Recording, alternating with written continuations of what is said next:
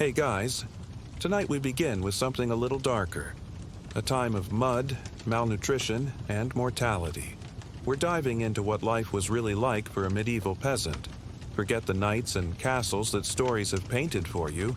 The truth is, you probably wouldn't survive a single week living as a medieval peasant, and I'll explain why today.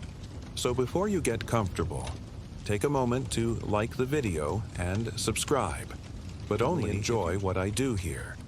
And let me know in the comments where you're hearing this from and what time it is for you. It's always fascinating to me seeing who's joining us from around the world.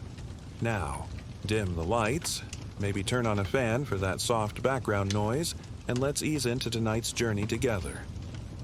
Congratulations! You've just woken up in the year 1342. The good news, you're alive. The bad news, your back aches from sleeping on a straw mattress laid directly on the dirt floor of your one-room cottage. There is no pillow beneath your head, just a bundle of old rags.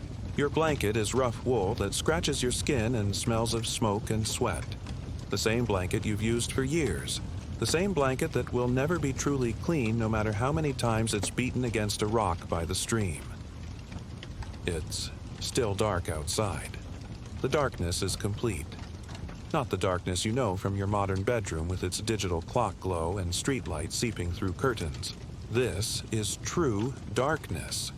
The kind of darkness where your hand disappears before your face. The kind where monsters could be breathing beside you and you wouldn't know until their teeth found your throat. There are no candles lit. Candles cost money. Money you don't have. Tallow candles made from animal fat are for special occasions. Rush lights, made from reeds dipped in grease, are what you might use on winter evenings when darkness falls before your work is done. But not now. Not in the ordinary darkness before dawn. You're not alone in this darkness. The cottage is small, perhaps 20 feet by 15. One room that serves as kitchen, bedroom, living space, and workspace. In this room sleeps your entire family. Your spouse, your children, perhaps your elderly parents, maybe siblings who haven't married. Bodies, all around you, breathing in the dark, the sound of snoring, the smell of unwashed bodies. The cottage smells of many things. Smoke from the hearth that never fully leaves. The lingering scent of yesterday's pottage, the chamber pot in the corner that won't be emptied until morning, the animals. Yes, animals. In the winter months, your most valuable livestock might share your living space, a cow or two, some chickens. The body heat of animals helps keep the cottage warm, and keeping them inside protects them from wolves and thieves. Their presence adds another layer to the tapestry of smells that is your home. Manure, hay, wet, fur. You rise quietly, careful not to wake the children who need their sleep. They will work today, as they do every day. Even the smallest ones have tasks. Gathering kindling, scaring birds from the fields, watching younger siblings. There is no childhood as you know it. Only a gradual introduction to the work that will consume their lives until they die. Your feet touch the packed earth floor. There is no wood flooring, no stone, just dirt, perhaps with some rushes scattered over it. In wealthier homes, these rushes might be mixed with herbs to mask the smell of a floor that absorbs spilled food, animal waste, and the dirt of daily life. In your home, it's mostly just old rushes that haven't been changed in months. The air is cold. Early spring means the worst of winter has passed, but mornings still carry a chill that seeps into your bones. Your clothing from yesterday is where you left it. You sleep in a long linen shirt, your only night clothes. Now you add woolen hose for your legs, tied with simple cord at the waist. A woolen tunic over your shirt. No underwear, as you might recognize it. Just layers of the same few garments you wear every day. They aren't particularly clean. You own perhaps 2 sets of clothing. One for daily wear, one slightly better set for Sundays and holy days. The concept of changing clothes daily would seem bizarre and wasteful. You move to the hearth, the central feature of your home. The fire has died down overnight, but the embers still glow. You carefully add kindling, blowing gently to coax the flames back to life. If the fire were to go out completely, starting it again would be tedious work with flint and steel. There are no matches, no lighters, just the patient work of creating a spark and nursing it into flame. Light grows in the cottage as the fire catches. The interior of your home becomes visible in the flickering light. Walls of wattle and daub, thin branches woven together, then packed with a mixture of clay, straw, and perhaps animal dung. These walls do not keep out the cold entirely. They certainly don't keep out the pests. Mice scurry in the corners. Insects make their homes in the thatch of your roof. The roof itself is thick bundles of straw or reeds, layered densely to keep out rain. It mostly works, except during the heaviest downpours when water finds its way through to drip on your floor, your belongings, your sleeping family. The roof is home to birds, insects, and small rodents. Sometimes pieces of thatch fall into your pottage as it cooks. You pick them out if you notice them. There are no windows in your cottage. Windows are openings covered with wooden shutters. No glass. Glass is for churches and the manors of lords. Your shutters remain closed most of the time to keep out the weather. When they're open, they let in light but also let in flies, bees, wasps, and the occasional bird. Most of your light comes from the open door during daylight hours and from your fire when there is one. Your furniture is minimal. A table and perhaps some stools. A chest for storing your few possessions. Shelves on the wall hold wooden bowls, cups, and spoons. There are hooks for hanging tools and clothing. Most of what you own has been made by hand, either by you or someone, in your village. Nothing is factory-made. Nothing is perfectly uniform. Everything shows the marks of the hands that created it. Your first task of the day is to rekindle the fire properly and put on the morning pottage. This will be breakfast and likely dinner as well. Into the iron pot goes water, whatever vegetables are available, perhaps some dried beans or peas. If you're fortunate, there might be a small piece of salt pork for flavor. More likely, it's just vegetables, perhaps barley or oats, boiled together into a thick gruel. This is your staple food, day after day. Pottage for breakfast, pottage for dinner. Sometimes thicker, sometimes thinner. The ingredients change with the seasons, but the basic meal remains the same. While the pottage simmers, you step outside to relieve yourself. There is no bathroom, no toilet. Just the yard behind your cottage where a simple pit serves as the toilet. In towns, there might be communal privies or simply designated streets where people empty chamber pots. In your rural village, each family has their waste area. The smell in summer can be overwhelming. The flies are constant companions. The dawn is breaking now, the world around your cottage coming into view. Your home is one of many clustered together in the village, perhaps 30 or 40 cottages in total, arranged with no particular plan. Just homes built where space allowed, with narrow dirt paths between them. These paths turn to mud in the rain, remain muddy for days after, and are rutted from cartwheels and livestock hooves. Around the village lie the fields, open fields divided into strips. You farm several strips scattered throughout these fields, not one consolidated piece of land. Some strips are yours to use but belong to the lord whose manor oversees the village. Some might be held by your family through generations of use. All require backbreaking labor to produce enough food to survive and pay your dues to the Lord and the church. Your neighbors are emerging from their cottages as well. Women carrying water buckets toward the village well. Men gathering tools for the day's work. Children rubbing sleep from their eyes as they begin their chores. Everyone is dressed similarly, brown and gray wool. Simple cuts. clothing designed for work and durability, not fashion or comfort. Your own children are awake now, too. Your spouse is dividing the morning pottage into wooden bowls. There are no plates as you know them, just bowls and perhaps trenchers, slabs, of stale bread that serve as edible plates for special meals. You eat with a wooden spoon and your fingers. There are no forks in your world. Knives are tools first, eating utensils second. The pottage is hot but bland. Salt is expensive. Spices are for the wealthy.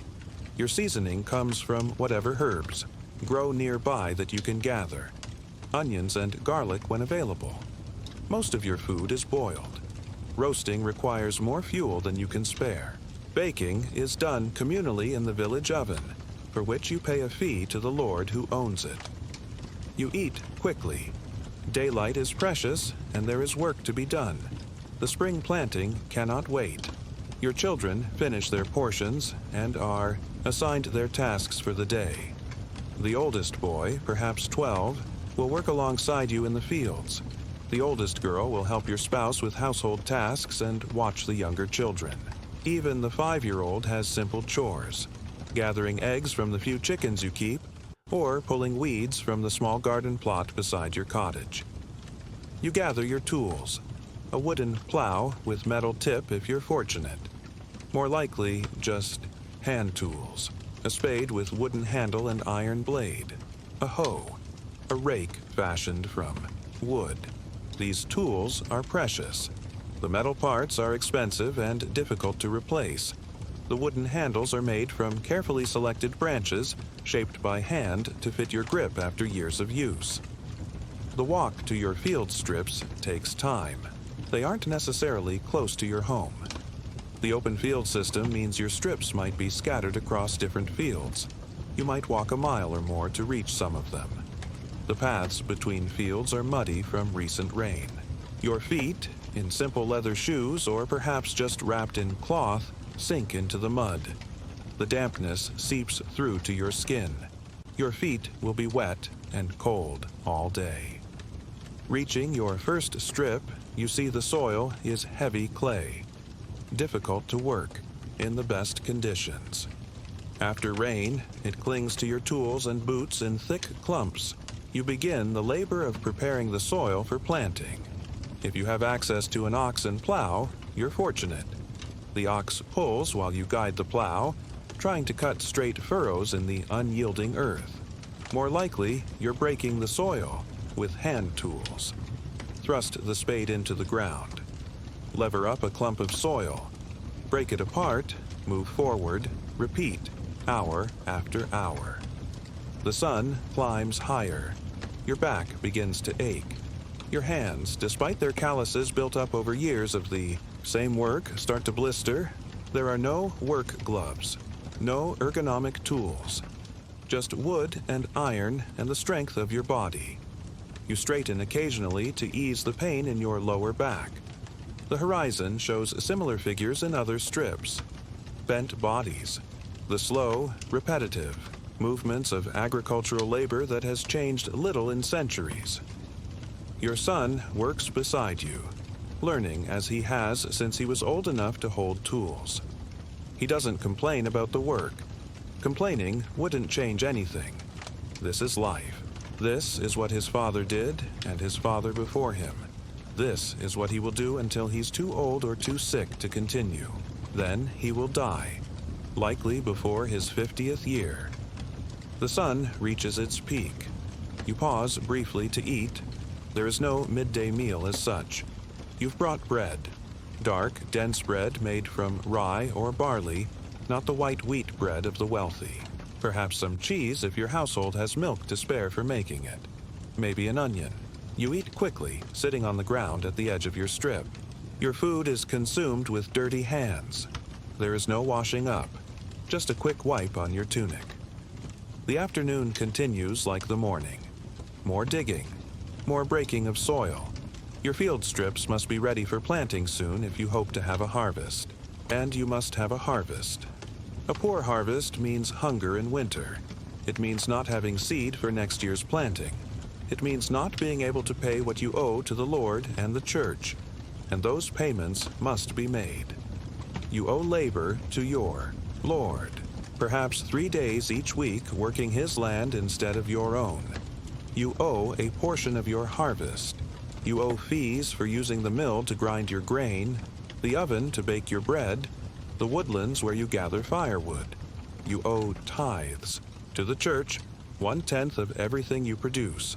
After these obligations, what remains must feed your family and provide seed for the next planting. As the sun begins to lower, you assess the day's work. Another section prepared for planting. Not enough, never enough. But your body can only do so much. The light will soon fade, and working after dark is nearly impossible. You gather your tools, check them for damage that would need repair, and begin the walk home. Your muscles ache with each step. Your shoulders burn from the repetitive motion of digging. Your lower back throbs. Your feet are cold and wet inside. Your simple shoes. There is no hot shower waiting at home. No pain relievers for your aching body. Just more work before you can rest. Arriving home, you find your spouse has been equally busy. Perhaps they've been spinning wool into thread, a constant task that fills every spare moment. Or weaving cloth on a simple loom. Or making cheese from milk. Or preserving vegetables. Or repairing clothing. The work of the household never ends. The evening pottage is cooking, similar to the morning meal, perhaps with the addition of whatever your spouse or children gathered during the day. Dandelion greens, wild onions. If you're fortunate, perhaps your children snared a rabbit or caught some fish from the stream. More likely, it's just vegetables and grain again. Your diet has little variety and less meat. Fresh meat is a luxury reserved for special occasions, or when an animal is slaughtered in the fall before winter. You sit heavily on a stool near the fire. Your youngest children gather around, perhaps asking for a story. You oblige with tales, passed down through generations. Stories of saints and miracles. Folk tales of fairies and monsters in the forest. You've never learned to read. Books are precious objects owned by the church and the wealthy. Your stories are memorized, just as the prayers you recite each day are memorized. The evening meal is followed by more work. Tools to repair, leather to mend, wood to carve into replacement handles or household items. Things that couldn't be done in the fields must be completed in the evenings by firelight. Your spouse continues spinning or sewing. Your older children assist with tasks appropriate to their age and gender. The youngest eventually fall asleep on their pallets of straw. The fire begins to die down. You're careful with your fuel. Wood must be gathered from the forest, and you're only permitted to collect fallen branches, not cut living trees. Those belong to the Lord. Gathering enough firewood is a constant concern, especially approaching winter. As darkness fills the cottage, your family prepares for sleep. There is no brushing of teeth, no running water for washing, perhaps a quick wipe of face and hands with a damp cloth. Your teeth are probably already showing signs of decay. Dental care consists of extracting painful teeth, nothing more. Many adults in your village are missing several teeth. Some have none at all by their 40s. You check that the animals are secure for the night. You ensure the fire is banked properly to last until morning. You close and bar the door. Not that it would keep out determined thieves, but it gives some sense of security. Your family settles onto their sleeping pallets. The same straw mattresses used night after night, year after year, replaced only when they become too foul or broken down to serve. You lie down, your body grateful for the rest. Your mind, perhaps, turning over concerns about the weather, the crops, the obligations you must meet. Sleep comes quickly, born of physical exhaustion. There is no reading before bed, no scrolling through devices, just the rapid descent into sleep that comes to those who have worked their bodies to the limit. And as you drift off, you know tomorrow will be the same, and the day after, and the day after that. The cycle of labor broken only by Sundays and holy days, when you'll attend the village church. These rare days of rest are also days of community.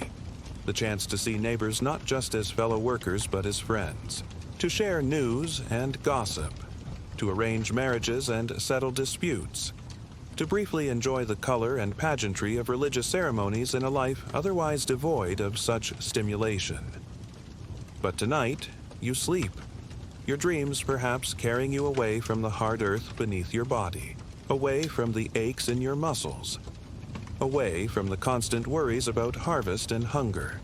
When you wake before dawn, it all begins again. Spring turns to summer.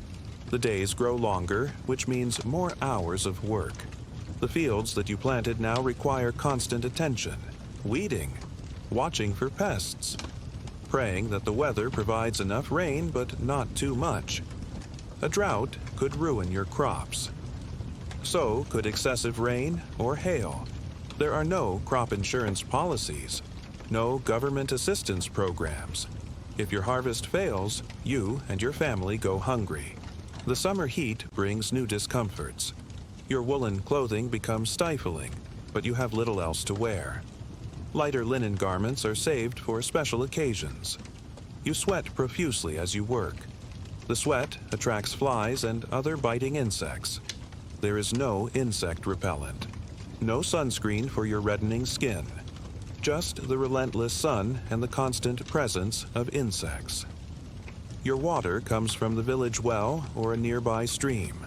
It's carried in wooden buckets back to your cottage. There is no running water, no indoor plumbing, just the laborious process of hauling water for cooking, for livestock, for the small garden plot, and occasionally for washing. You don't bathe often, perhaps once or twice a year.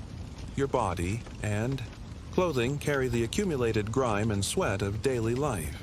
The smell bothers you less than it would a modern person. Everyone smells this way. Your teeth are never brushed, never cleaned. Your breath would be foul by modern standards. Your teeth discolored or missing entirely. Dental pain is a common companion, treated with herbal remedies of limited effectiveness or, in extreme cases, extraction by the village wise woman or traveling barber. Your hair is rarely washed. Lice are common companions, living in the hair of every family member. You pick them out when you can, crush them between your fingernails. Women keep their hair covered with linen caps or veils, partly for modesty, partly to contain the lice. Men might wear simple caps for the same reason. Disease is a constant threat. A small cut while working in the fields can become infected. Without antibiotics, infections that would be minor inconveniences in the modern world can become life-threatening. You've seen neighbors die from wounds that festered. You've seen children die from fevers that rose suddenly and could not be controlled. You've seen women die in childbirth, their bodies unable to expel the baby or ravaged by infection afterward. The plague is a constant shadow in your mind. Perhaps you've heard stories of the great mortality that swept through the land a few years before. Perhaps you've seen it yourself. The swellings in the groin and armpits, the blackened skin, the agonizing death that follows. You don't understand what causes it. Some say bad air. Some say a punishment from God. Some blame Jews or foreigners. All you know is that when it comes, entire families die within days. Entire villages can be emptied of life. If you fall ill, there are no hospitals, no doctors as you would recognize them. Perhaps the village has a wise woman who knows herbs and simple remedies. Perhaps the priest might offer prayers. Mostly, you rely on folk treatments passed down through generations. Poultices of herbs, teas brewed from specific plants, bleeding to release bad humors, charms and prayers to saints known for healing. Your life expectancy is perhaps 40 years. If you reach 50, you're considered old. Your body, worn down by labor and poor nutrition, ages quickly. Women who survive repeated childbirths often have prolapsed uteruses or other chronic conditions that are never treated. Men develop hernias from heavy lifting that remain painful companions for the rest of their lives. Joints swell with arthritis. Backs curve from decades of bending. Lungs wheeze from smoke inhalation. Eyes grow dim from straining to work by firelight. Children die frequently. Perhaps half of those born will not reach adulthood. They succumb to diseases now prevented by vaccines, to infections now cured by antibiotics, to malnutrition when food is scarce. You've likely lost children of your own. Perhaps you've given the same name to a new baby that was given to a child who died. A common practice. You grieve, but death is too common to stop life's routines. There is still work to be done, other children to feed. Summer fades into autumn. The harvest time arrives, the most crucial period of your year. Everything depends on bringing in a good harvest. You work from dawn until after dusk. Your entire family helps. Even small children can gather fallen grain. The work is physically demanding, but carries a sense of urgency that pushes you beyond normal exhaustion. The grain must be cut with sickles or scythes, curved blades that require skill to use effectively. The cut grain must be bound into sheaves. The sheaves must be collected and brought to the threshing floor. There, the grain must be separated from the stalks by beating it with flails, wooden tools designed for the purpose. The separated grain must be winnowed to remove chaff, tossed into the air so breeze can blow away lighter material while the precious grain falls back to the ground. Throughout this process, you must set aside a portion for the Lord of the manor. You must set aside a portion for the church. You must set aside seed for next year's planting. What remains is yours to consume, or perhaps sell if there's excess. Good years might allow small luxuries.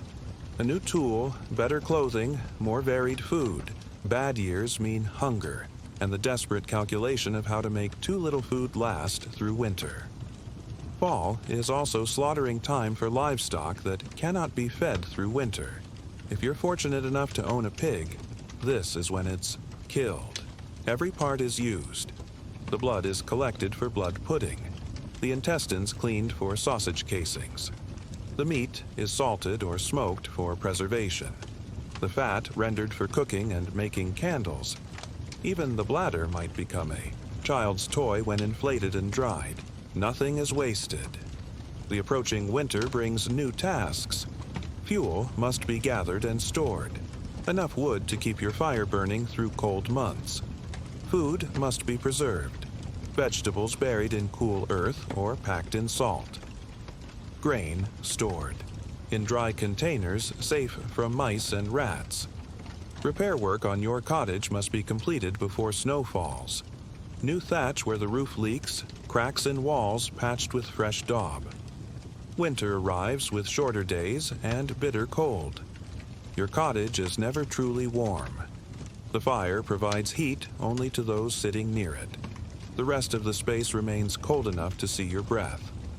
At night, your family sleeps close together for warmth, under every blanket and piece of clothing. That can be spared as covering. Food becomes simpler in winter.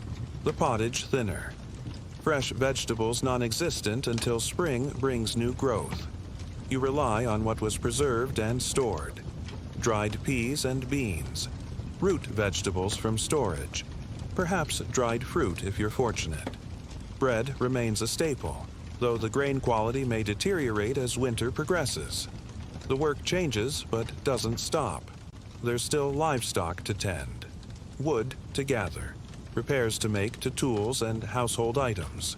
Women spin and weave, constantly, producing the cloth needed for clothing and household use. Men repair harnesses, make simple furniture, perhaps hunt when allowed by the Lord's laws. Everyone works. There is no retirement. The winter brings its own dangers. Frostbite can claim fingers and toes. Hypothermia can claim lives. Fire is both necessity and hazard. Your thatch roof could catch from a stray spark, destroying your home in minutes. With homes built close together, one fire could consume an entire village. You sleep lightly, aware of this danger. Hunger is a winter companion. Even in good years, food stores dwindle before spring brings new growth. In bad years, true starvation threatens. You've seen hunger hollow the cheeks of your children. You've given them your portion to keep them alive. You've watched neighbors waste away when their stores ran out too soon. Disease spreads more easily when families are confined to their small cottages. A cough from one becomes pneumonia in another. Fevers pass through households. The elderly and very young are most vulnerable. Winter is the season of funerals, brief ceremonies in the frozen churchyard where the ground is too hard to dig proper graves.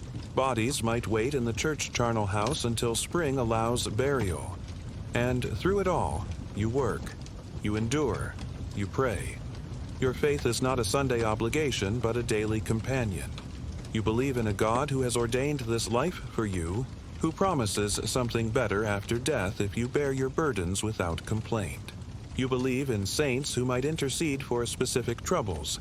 Saint Blay for throat ailments, Saint Anthony to find lost items, Saint Barbara against lightning and fire. You believe in other things too. In fairies who might help or harm.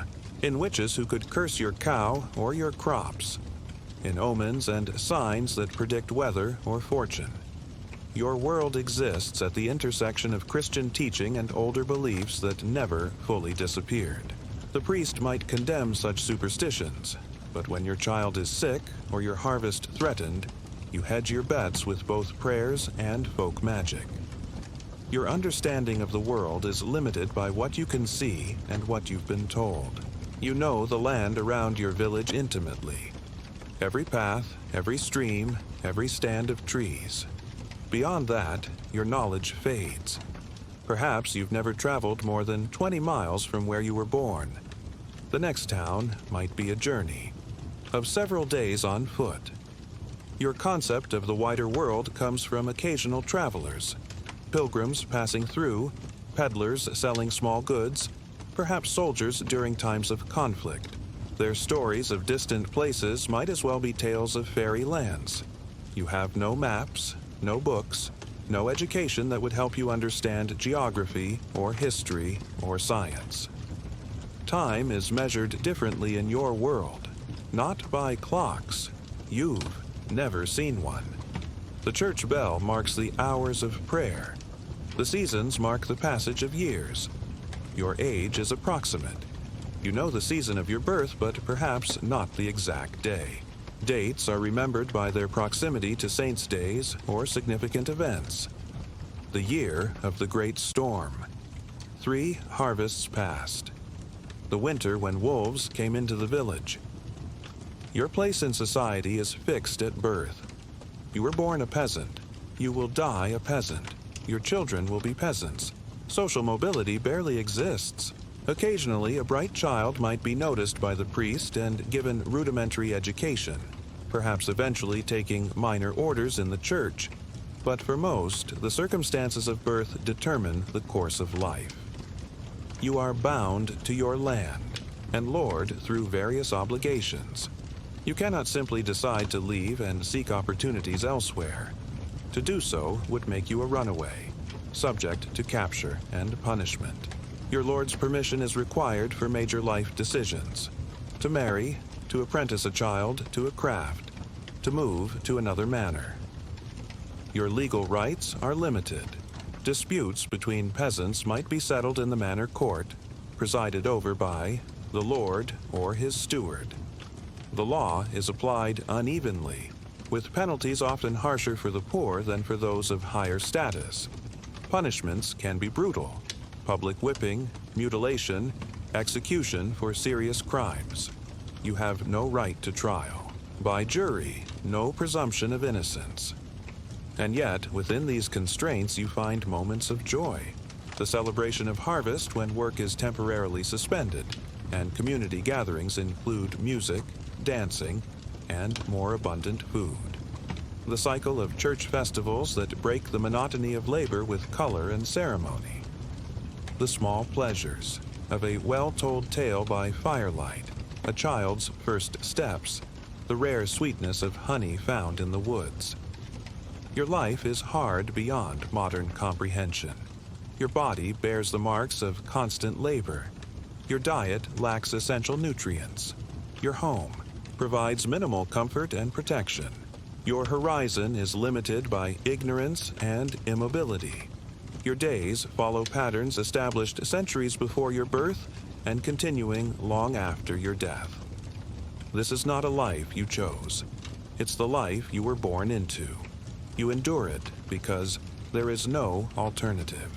You find meaning in faith, in family, in the small victories of survival in a harsh world. But if you could see the future, the comforts and freedoms and opportunities of modern life, you would weep for what you never knew was possible. And so the seasons turn. Spring returns with new growth and renewed work. The cycle continues. You plant, you tend, you harvest, you endure winter, and then you plant again, year after year, until your body can no longer sustain the labor, until you join the countless anonymous peasants who lived and died, leaving no mark on history beyond the fields they worked and the children they raised to work those same fields. The simplest illness can kill you. A fever that modern medicine would treat with antibiotics becomes a death sentence. An infected tooth leads to blood poisoning.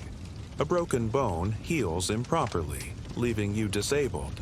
Childbirth is a dangerous passage that claims many women's lives. You've witnessed death many times, not in sterile hospital rooms, but in the same beds where people sleep each night, surrounded by family, often in great pain without effective relief. Your diet lacks variety and often quantity. In the weeks before harvest, when last year's stores are depleted and new crops aren't ready, hunger is your constant companion. Your body shows the effects of poor nutrition. You're shorter than your modern descendants will be. Your bones show signs of deficiencies. Your teeth decay early. Your digestive system is plagued by parasites from unclean water and food. Your clothing is inadequate for comfort. Wool scratches, linen wrinkles and soils easily. Nothing is truly waterproof. Your feet are often wet. Your body either too hot or too cold, depending on season. You own perhaps 2 sets of clothing. Nothing is designed for specific activities. No dedicated work clothes, sleep clothes, formal clothes. Just everyday garments and slightly better ones for Sundays. Your living conditions would horrify modern health inspectors. Your cottage harbors insects, rodents, and mold. Sanitation is minimal. Waste disposal primitive. Water sources easily contaminated. Food storage inadequate to prevent spoilage. The air inside your home is thick with smoke from your fire, slowly damaging your lungs with each breath. Your work never ends. There are no weekends except Sunday, and even then, essential. Tasks must be completed. No vacations, no retirement, no labor laws to protect you from exploitation. You work until you physically cannot, and then you become dependent on family members who themselves struggle to meet their obligations. Your world is smaller than you can imagine. News travels slowly, if at all. Events in the next county might never reach your ears. Major historical developments might pass without your knowledge. Your understanding of geography extends perhaps to the nearest market town. Beyond that is mystery, populated by rumor and superstition. Your education is non-existent by modern standards. You cannot read, cannot write, cannot perform calculations beyond the simplest counting. Your knowledge of nature comes from observation and folklore, not scientific understanding. Your history is oral tradition mixed with myth. Your conceptual framework lacks the tools to question or analyze the world around you. Your choices are few. Your marriage partner likely selected for practical reasons rather than affection. Your occupation predetermined by birth. Your residence, fixed. Your religious practices, mandatory. Your political voice, non-existent. You accept these limitations because you cannot conceive of alternatives. Freedom, as a modern person understands it, is an alien concept in your world. Your entertainment is simple. No books, no recorded music, no films or television. Just the stories told around fires, the songs sung during work or celebration, the simple games played with pebbles or sticks. Special occasions might bring traveling performers to the village, musicians, jugglers, perhaps actors performing religious plays. These rare events punctuate years of sameness. Your worldview is a mixture of Catholic doctrine and older pagan beliefs that never fully disappeared.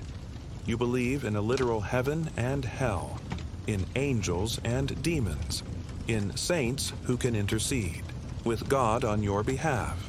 You believe in fairies who might steal children or bless households, in witchcraft that can curse your livestock or crops, in omens and signs that predict future events. Your understanding of natural events is limited. Lightning is God's anger or a weapon of the devil.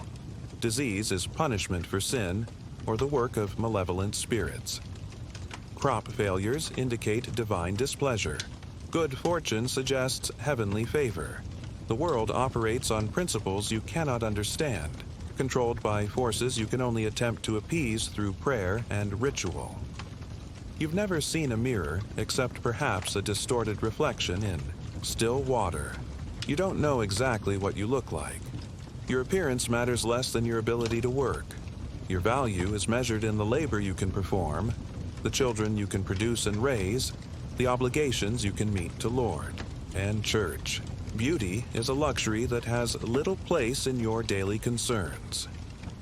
Your sense of self is different from a modern person's. You define yourself primarily through your relationships and roles: parent, spouse, tenant of a particular lord, member of a specific village. The concept of individual fulfillment or personal growth would seem strange. Your purpose is to maintain the established order, to fulfill the duties of your station, to endure the hardships of this world to earn salvation in the next. And yet, you are human. You love your children fiercely.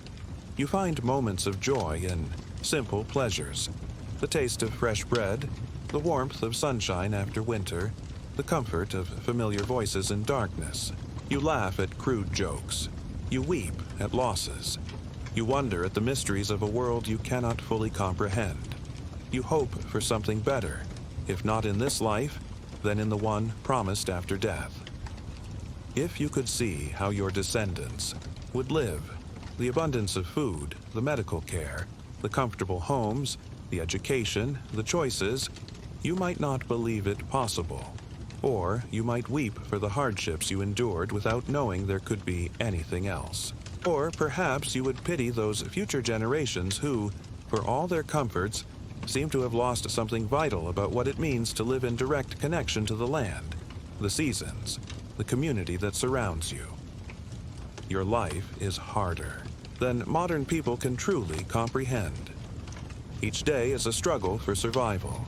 Each season brings specific challenges that must be met. Each year that passes marks your body with new evidence of the toll this existence takes. And yet, you persist. You endure. You live the only life you know, accepting its hardships as the natural order of things, finding meaning in faith, family, and the simple satisfaction of continuing despite everything. The cycle of seasons is the rhythm of your life. Spring brings food and planting and hope. Summer brings growth and constant tending. Fall brings harvest and preparation. Winter brings scarcity and endurance. And then spring returns, and it begins again. Year after year, generation after generation. A pattern established, centuries before your birth and continuing long after your death. This is what it means to be a medieval peasant. This is the life you never chose, but must accept. This is the reality that would make a modern person weep with gratitude for what came after. Your understanding of time differs from the modern concept. You don't measure hours precisely. Dawn, midday, dusk, night. These are your divisions. Seasons rather than months. Years marked by significant events rather than numbers. Time flows differently when there are no clocks, no schedules, no appointments. You rise with the sun and sleep when darkness falls. Your body attuned to natural rhythms rather than artificial constructs.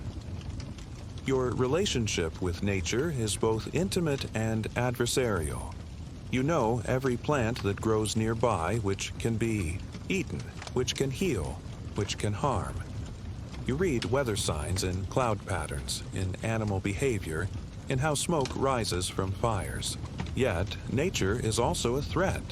Storms that destroy crops, predators that take livestock, disease that spreads through communities. You don't romanticize nature. You respect its power and work within its constraints. Your religious life is woven through every aspect of existence. Prayers mark the beginning and end of each day. The church calendar determines when you can marry, when you must fast, when you can celebrate. The parish church is the center of community life, not just for worship, but for announcements, gatherings, the dissemination of what little news reaches your village. The priest is one of the few literate people you encounter, a conduit for information from the wider world. The sounds of your world are different. No engines, no electronic hum, no recorded music. Instead, you hear the crackle of fire, the rhythm of work, the voices of family and neighbors, the calls of animals both wild and domesticated, wind through trees, rain on thatch. Church bells marking time and occasions. These sounds form the acoustic backdrop of a life lived close to natural elements. The smells are different too. Wood smoke, unwashed bodies, animals, earth after rain, bread baking, meals cooking, manure used as fertilizer, herbs strewn on floors. There are no artificial fragrances to mask these organic odors, no sophisticated sewage systems to remove waste, no chemical cleaning products, just the honest smells of human life intermingled with the natural world. Your conception of distance is tied to physical experience. How far can you walk in a day? How much land? Can you plow before sunset?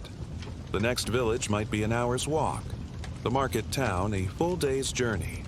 Anything beyond that enters the realm of rumor and imagination. Pilgrims who have traveled to Canterbury or Santiago de Compostela bring back tales that seem almost fantastic. Descriptions of cities, cathedrals, castles that dwarf anything in your experience. Your understanding of social hierarchy is absolute. God ordained a world where some are born to rule and others to serve. The nobility, distant figures you rarely encounter directly, are your superiors by divine right. The church hierarchy similarly represents authority that cannot be questioned. Your position at the bottom of this order seems natural, inevitable. The concept of equality would be as alien as electricity or antibiotics. Your exposure to information is limited by illiteracy and isolation. What you know comes from direct experience, from stories passed through generations, from occasional announcements made after church services. You have no independent way to verify what you're told. No alternative sources of information. No conceptual framework for critical thinking as a modern person would understand it. Your medical knowledge blends practical observation with superstition. Some herbal remedies you use actually contain effective compounds.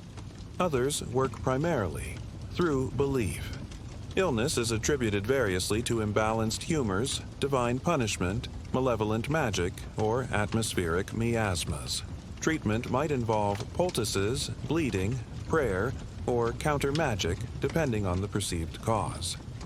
Your concept of privacy barely exists. Your home has one room where all family activities occur. Your community knows the intimate details of your life, your arguments, your finances, your failures. Reputation is paramount because there is nowhere to escape it. The social pressure to conform is immense because survival depends on community acceptance and support. Your understanding of self-determination is similarly limited. Your life follows patterns established by tradition and necessity. The idea that you might find yourself or follow your passion would seem like dangerous nonsense. Your purpose is clear. Work, reproduce, maintain the social order, prepare your soul for judgment. Questioning this purpose would threaten not just your place in society, but your eternal salvation. Your experience of childhood differs fundamentally from the modern concept. Children are economic assets who must contribute as soon as physically capable. Play is interspersed with work rather than protected as a separate activity. Education is practical apprenticeship in life skills, not formal schooling. Childhood ends early. Girls might marry at 12, boys take on adult work responsibilities at similar ages. The concept of adolescence as a distinct life stage doesn't exist. Your experience of death is intimate and frequent. People die at home, attended by family. Bodies are prepared for burial by those who knew them in life. Graves are dug by community members. The dead remain present in memory and custom. Prayers offered for their souls. Their possessions redistributed. Their roles filled by others. Death is not hidden away in hospitals and funeral homes, but integrated into the fabric of daily experience. Your concept of individual worth is tied to usefulness. Those who cannot work, the very old, the seriously disabled, strain limited resources. Communities make difficult choices about care and support. Charity exists but has practical limits. The harsh reality is that those who cannot contribute become burdens in a society where survival requires constant labor from most members. This utilitarian view extends to children. Large families provide more workers but must be balanced against available resources. Your life is bound by constraints a modern person would find intolerable. Yet, within these constraints, you find meaning. In the successful harvest that ensures another year of survival. In children who grow strong enough to work alongside you. In moments of community celebration that briefly lighten the burden of existence. In faith that promises justice in the next world to compensate for inequities in this one. If transported to the modern world, you would find it bewildering, even terrifying. The noise, the speed, the abundance, the technology, the choices, the social mobility, the questioning of authority, the emphasis on individual rights and personal fulfillment. After the initial shock, would you see this future as paradise or as a strange hell where people have gained comfort but lost purpose? Where connections to land, community, and faith seem attenuated? Where abundance creates waste that would horrify someone who measured flour by the handful and treasured every scrap of cloth? The answer doesn't matter. You will never see this future. You will live and die in your time, accepting its hardships because you cannot imagine alternatives. Your life, so alien to modern sensibilities, is simply life as you know it. Hard, precarious, limited, but also rooted in direct experience of the natural world, in intimate community bonds, in faith that provides framework and meaning. This is what it means to be a medieval peasant. This is the reality that shaped countless generations whose accumulated suffering and survival eventually led to a world their descendants would barely recognize. The darkness is complete now. In your cottage, the fire has died to embers. Outside, the village is silent except for the occasional bark of a dog or cry of a night bird. Your body aches from another day of labor. Your mind drifts towards sleep, perhaps reviewing tomorrow's tasks, perhaps wondering if the weather will hold for harvesting, Perhaps reciting silent prayers for your children's health or your crop's abundance. Sleep comes, and with it dreams. Perhaps you dream of feasts where you aren't hungry, of warm days without labor, of children grown strong who will care for you when you can no longer work. Or perhaps you dream of angels and saints, of the heaven promised as reward for a life, of patient suffering. Or perhaps your dreams are simpler, of finding a lost tool, of catching a fish in the stream, of a good harvest. Tomorrow will be much like today, and the day after, and the year after.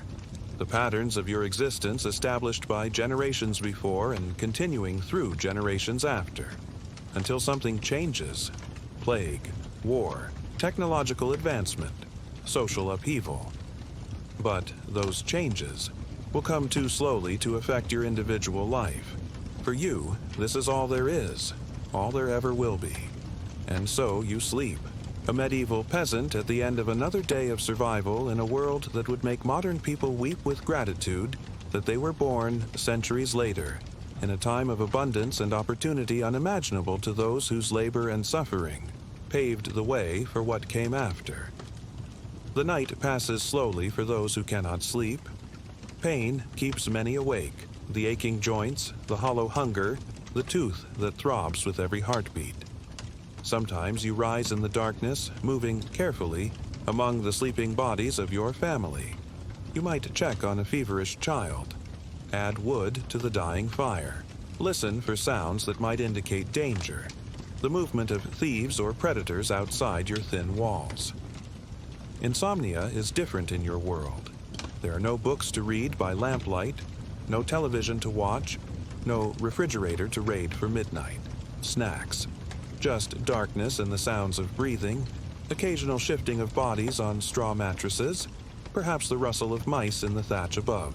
You might sit by the fire's fading glow, adding small sticks occasionally to maintain just enough light to dispel the complete darkness that feels too much like the grave. Your thoughts during these night watches turn to practical concerns. How much seed remains for planting? Whether the cow's milk production is declining, if the patch on your child's shoe will last until you can afford new leather. You don't contemplate philosophy or politics or self-improvement. Your world is immediate, physical, focused on survival. Abstract thought is a luxury for those who don't spend every waking hour working to stay alive. Dawn comes early in summer. The first gray light filters through the cracks around your door and shutters. Birds begin their chorus outside. This is your signal to rise again, to begin another day nearly identical to the one before. Your body protests. Every morning brings stiffness, soreness, the accumulated evidence of years of physical labor, but you rise anyway. There is no choice. Your morning routine varies little: rekindling the fire, starting the pottage, relieving yourself outside, perhaps splashing water on your face from the bucket drawn yesterday from the well. There is no morning shower, no toothbrushing, no clean clothes waiting. You wear what you wore yesterday, what you will wear tomorrow. The concept of fresh clothing is limited to the rare occasions when garments are washed, perhaps once or twice a month, and even then never truly clean by modern standards.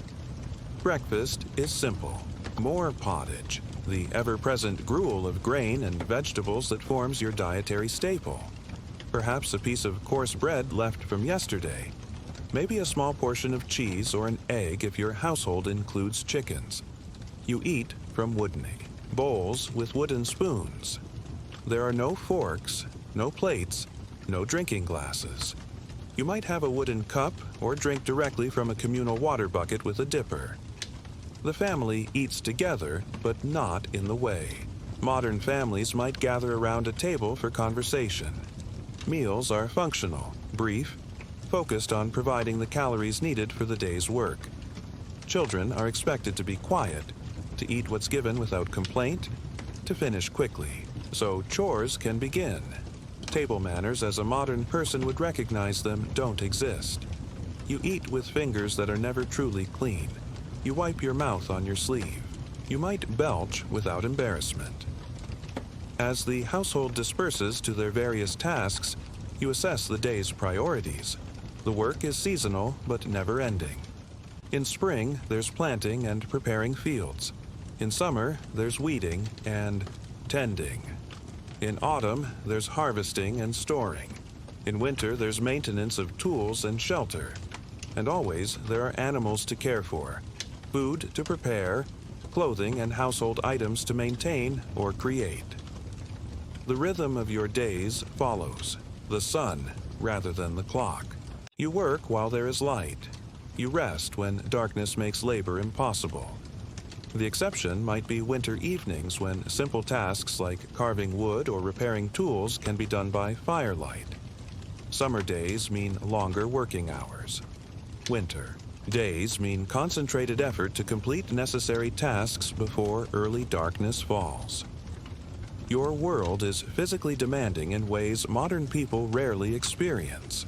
Every drop of water used in your household must be carried from well or stream. Every piece of wood burned for heat or cooking must be gathered, often from considerable distance.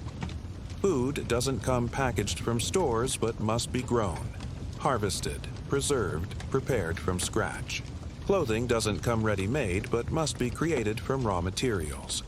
Wool sheared from sheep, spun into yarn, woven into cloth, cut and sewn into garments, all by hand.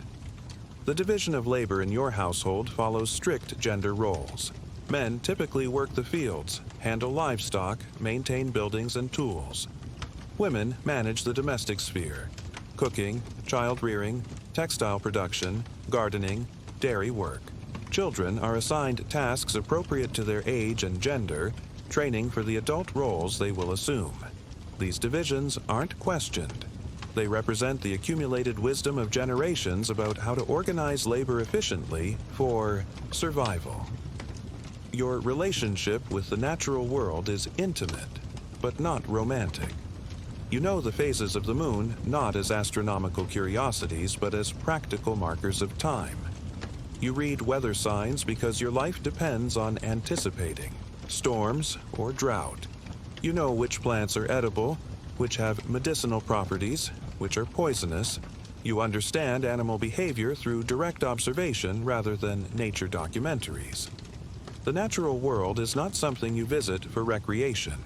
It is the context of your entire existence, both provider and threat. Your understanding of health and disease centers on imbalances and influences rather than germs or genetics.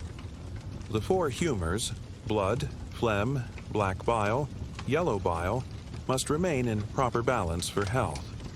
Illness might be attributed to bad air, divine punishment, malevolent magic, or the influence of planetary bodies. Treatments aim to restore balance through opposite qualities. Hot conditions treated with cooling remedies, dry conditions with moisture. Some of these remedies contain effective medicinal compounds discovered through generations of trial and error. Others are pure superstition. Pain is your constant companion. Toothaches from decay without dentistry. Headaches without pain relievers. Joint pain without anti-inflammatories. Back pain without ergonomic support. Burns, cuts, and bruises without proper treatment. Childbirth without anesthesia. Chronic conditions that would be manageable with modern medicine become debilitating. And over time, you learn to work through pain because stopping means starvation for yourself and your dependents. Your concept of personal space differs radically from modern expectations. Your home has one room shared by all family members. You sleep in close proximity to others. You have no private possessions in the modern sense. Everything belongs to the household as a functional unit. Body functions are less concealed. People relieve themselves in minimally private locations. Women give birth in the main room with others present. People die surrounded by family rather than in isolated hospital rooms. Your emotional life is both simpler and more complex than modern psychology suggests.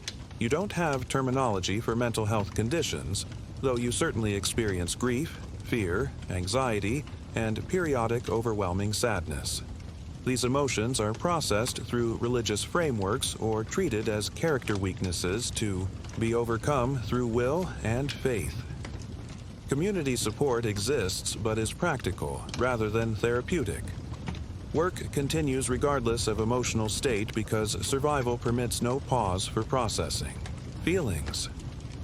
Your sensory experience is both more limited and more acute than a modern person's. You've never heard recorded music, only live singing or instruments played by neighbors or traveling performers. You've never seen artificial light, brighter than fire. You've never traveled faster than a horse can run. You've never felt the texture of synthetic materials. Yet your senses are finely tuned to your environment. You can read weather changes in the smell of the air, identify distant family members by their gait, notice subtle signs of disease in livestock before symptoms become obvious. Your connection to previous generations is strong. You use tools they used, perhaps the exact same implements passed down through families. You practice agricultural methods they developed. You tell stories they told. You face the same challenges they faced. This continuity gives your life a sense of meaning and place within a larger narrative. You know your role because it's the same role your parents filled, and their parents before them. Innovation is rare and often viewed with suspicion. The old ways have ensured survival this long. Why risk change? The church marks the rhythm of your weeks and seasons. Sunday services provide a break from labor, though essential tasks like animal care continue. Religious holidays punctuate the year with festivals, processions, special foods, and brief respite from daily toil.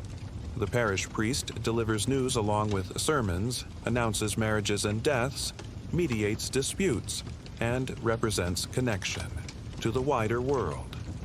The church building itself might be the only stone structure you regularly enter, its colored glass and painted surfaces providing rare visual richness in a monotone existence.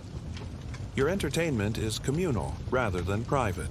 Storytelling around evening fires, music and dancing at seasonal festivals, games that require no special equipment, wrestling, running races, simple board games scratched in dirt with pebbles as pieces. Special occasions might bring traveling, performers to the village, jugglers, acrobats, musicians, perhaps a troupe performing religious plays. These rare events are anticipated eagerly and remembered long afterward.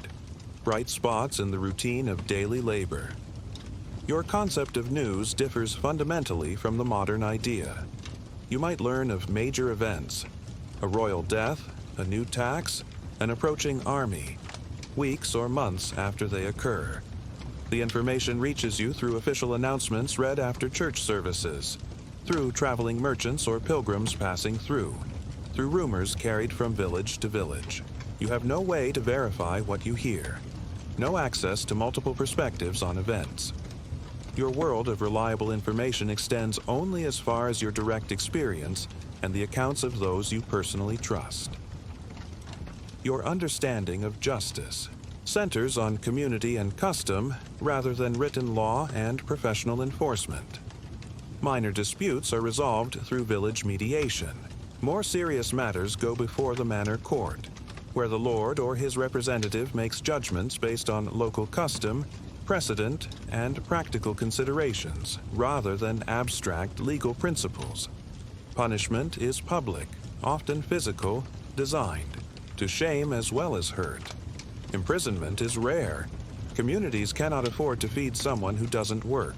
Exile, mutilation, or execution are more common for serious offenses.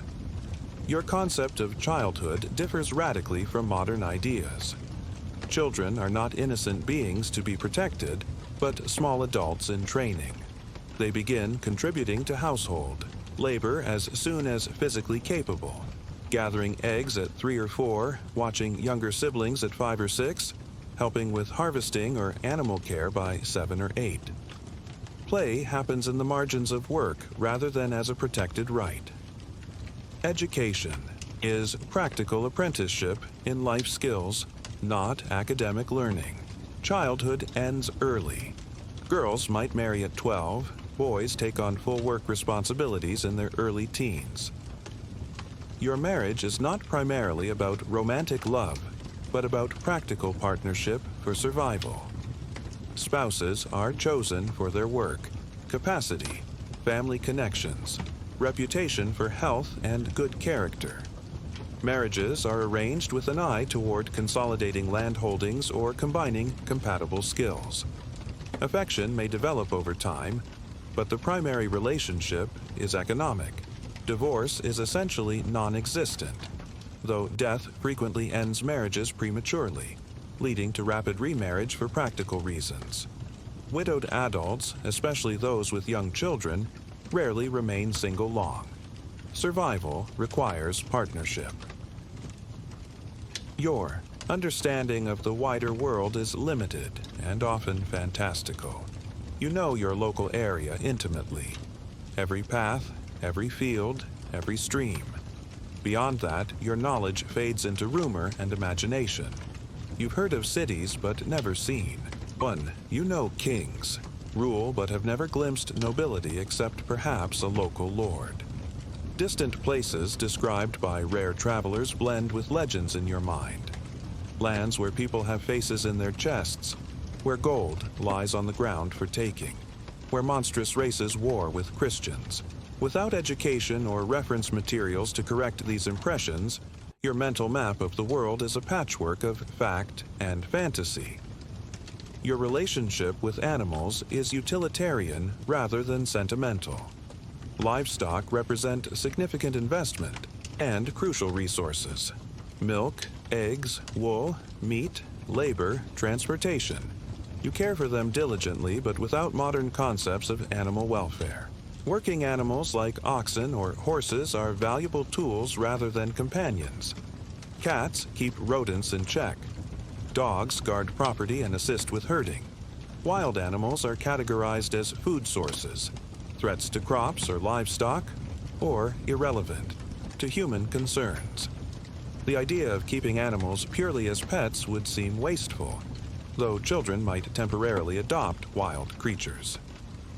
Your understanding of time is seasonal and cyclical rather than linear and measured.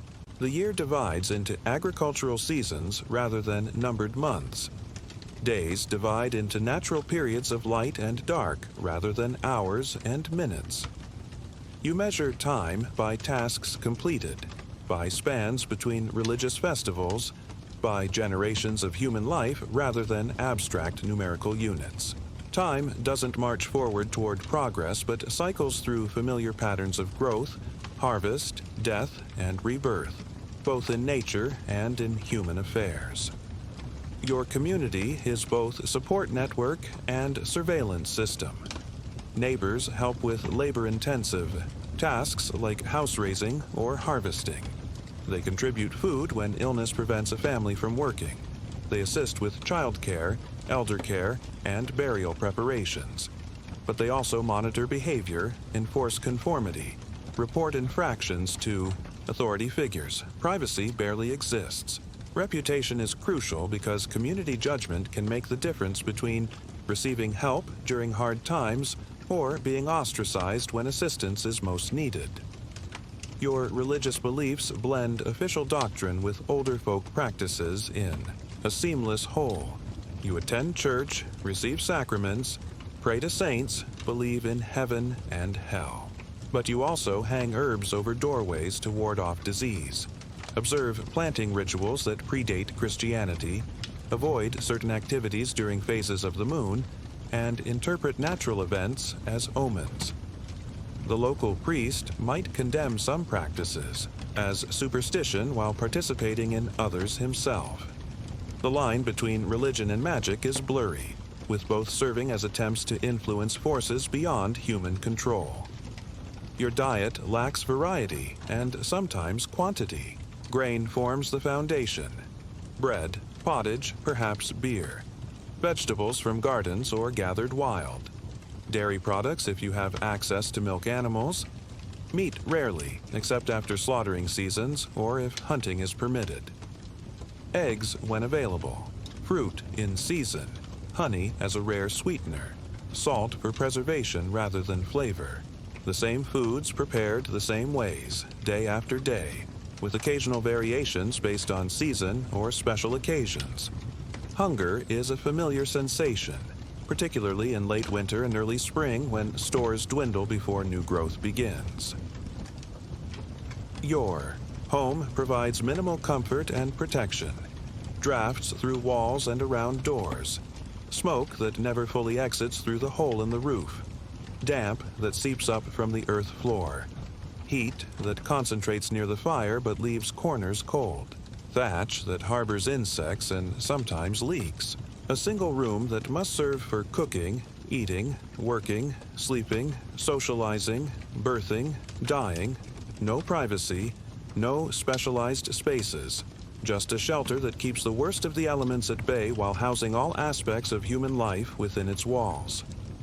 Your possessions are few but precious, tools that represent significant investment and are repaired rather than replaced. Cooking vessels passed through generations. Perhaps one good knife. A wooden chest that holds your few valuable items. A better set of clothing for church, perhaps. A small piece of jewelry for a woman. Maybe a document proving the terms of your tenancy. These objects are treasured, maintained, repaired, and eventually passed to children when you no longer need them. Your hygiene practices would horrify modern sensibilities. Bathing is rare, perhaps once or twice a year. Hands are rinsed with water but without soap. Teeth are never brushed. Hair is rarely washed. Clothing is worn until visibly soiled, then washed infrequently in cold water with lye soap that never fully removes grime. Human and animal waste accumulates near living quarters. Food preparation surfaces are wiped clean but never sterilized. The concepts of germs, bacteria, and contagion don't exist in your understanding of disease. Your medical options are limited and often ineffective. Herbal remedies prepared by village healers or wise women. Bloodletting to balance humors. Poultices applied to wounds or swellings. Teas brewed for internal complaints. Prayers to saints associated with specific ailments. Pilgrimages to shrines reported to have healing properties. Some remedies contain effective compounds discovered through generations of trial and error. Others rely on placebo effect or simply waiting for conditions to resolve naturally. Many common illnesses that are easily treated with modern medicine become life-threatening in your world. Your life expectancy is short by modern standards. If you survive childhood, and many don't, you might reach 40 or 50 years. Women face additional risks from childbirth. Men face hazards from physically demanding labor and occasional violence. By 30, your body shows significant wear. By 40, you're considered old. By 50, if you reach it, you're ancient. The physical toll of poor nutrition, inadequate medical care, and constant labor ages you prematurely. Gray hair, missing teeth, stooped posture, and constant pain characterize what would now be considered middle age. Your conception of a good life differs radically from modern aspirations. Success means survival. Prosperity means having enough food stored to last through winter. Happiness means healthy children who can contribute to household labor. Security means community connections that ensure help when needed. Achievement means fulfilling the obligations of your station effectively. Self-actualization, personal, growth, finding your passion. These concepts would seem nonsensical or dangerously selfish in a world where collective survival depends on everyone performing their assigned roles without question. And so your days pass, one much like another. The small variations of weather, season, and circumstance provide the only breaks in routine. An occasional festival brings temporary respite from labor and rare pleasures. More abundant food, music, dancing, community celebration. These moments stand out in memory precisely because they differ from the constant work of survival. But they pass quickly, and the routine resumes. The fields must be tended, the animals fed, the food prepared. The cycle continues. If you could somehow see forward to the world your descendants would inhabit, would you envy them? Their abundance of food, their medical miracles, their physical comfort, their mobility, their options. These would seem like paradise to someone who has known only scarcity, pain, limitation, and fixed destiny. Or would you pity them for what they've lost? The direct connection to seasons and soil, the deep community bonds forged through mutual dependence, the framework of meaning provided by tradition and faith, the simplicity of a life uncluttered by endless choices. The question is meaningless. You cannot see the future. You live in your time as they live in theirs. The hardships you endure are simply life as you know it. The medieval peasant doesn't long for indoor plumbing or antibiotics because such things are beyond imagination. You accept your circumstances because there are no alternatives to accept. You find meaning within the constraints of your existence because humans have always constructed meaning from whatever materials life provides. And so the cycle continues. Spring to summer, to autumn, to winter, and back to spring again. Birth to childhood, to adulthood, to old age, to death. Planting to tending, to harvesting, to consuming, to planting again. Your individual life forms a brief link in a chain, stretching back generations and forward into a future you cannot envision. Your labor, your suffering, your small joys, your faith, your endurance. These are the legacy you leave to those who follow. Not monuments or written records or personal achievements, but simply the continuation of a way of life that persists through the collective effort of countless anonymous lives like yours. The darkness deepens now. In cottages across the village, fires die to embers. Bodies rest on straw mattresses, gathering strength for tomorrow's labor. The silence is deep, broken only by night sounds, the call of an owl, the distant howl of wolves, the rustle of wind through trees. The physical world continues its cycles whether humans wake or sleep. The stars wheel overhead, marking time in cosmic patterns no peasant fully understands, but many observe with a mixture of religious awe and practical attention to seasonal markers. Sleep comes again, the small death that punctuates each day of survival. Dreams perhaps carrying you beyond the narrow confines of your physical existence. And then dawn returns, and with it the demands of another day. The routine resumes, the labor continues. This has been the pattern for generations. This will be the pattern for generations more, until changes come too gradually for any individual to perceive technological advances, social reorganizations, shifts in understanding that accumulate over centuries to transform a world of scarcity and limitation into one of abundance and possibility.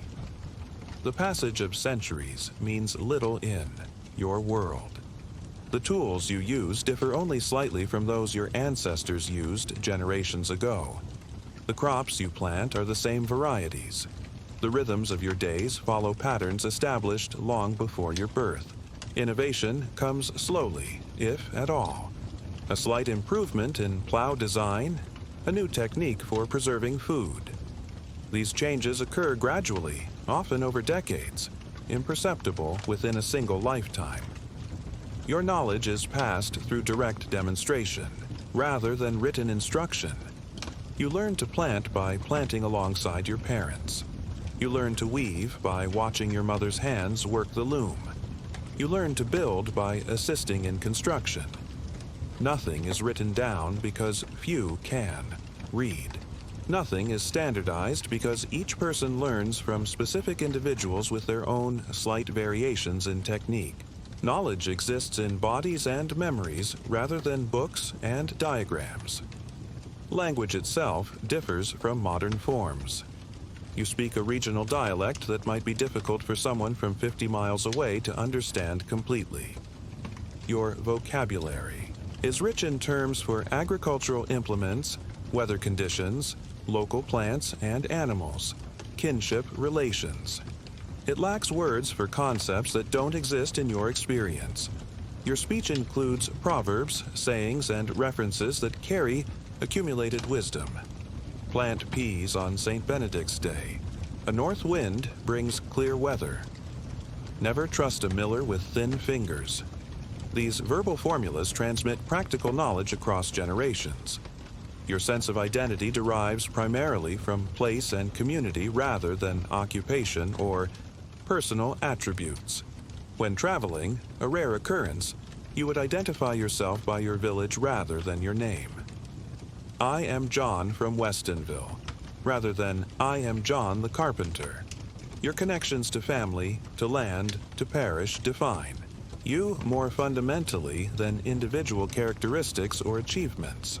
You exist as part of a network of relationships and obligations, rather than as an independent entity pursuing personal goals. Your relationship with leadership is both intimate and distant. The local officials, the bailiff who oversees the lords' interests, the reeve elected from among the peasants to organize labor, are known personally. You interact with them regularly, sometimes resenting their authority but recognizing its necessity for maintaining order.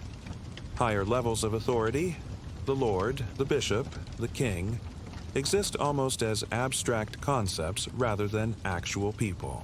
You may never see them in person. Their decisions affect your life profoundly, but you have no influence over them and little understanding of their motivations or constraints. Your concept of fairness centers on custom and precedent rather than abstract principles of equality or individual rights. What has always been done is presumed fair by definition. Innovations or changes in traditional arrangements are viewed with suspicion.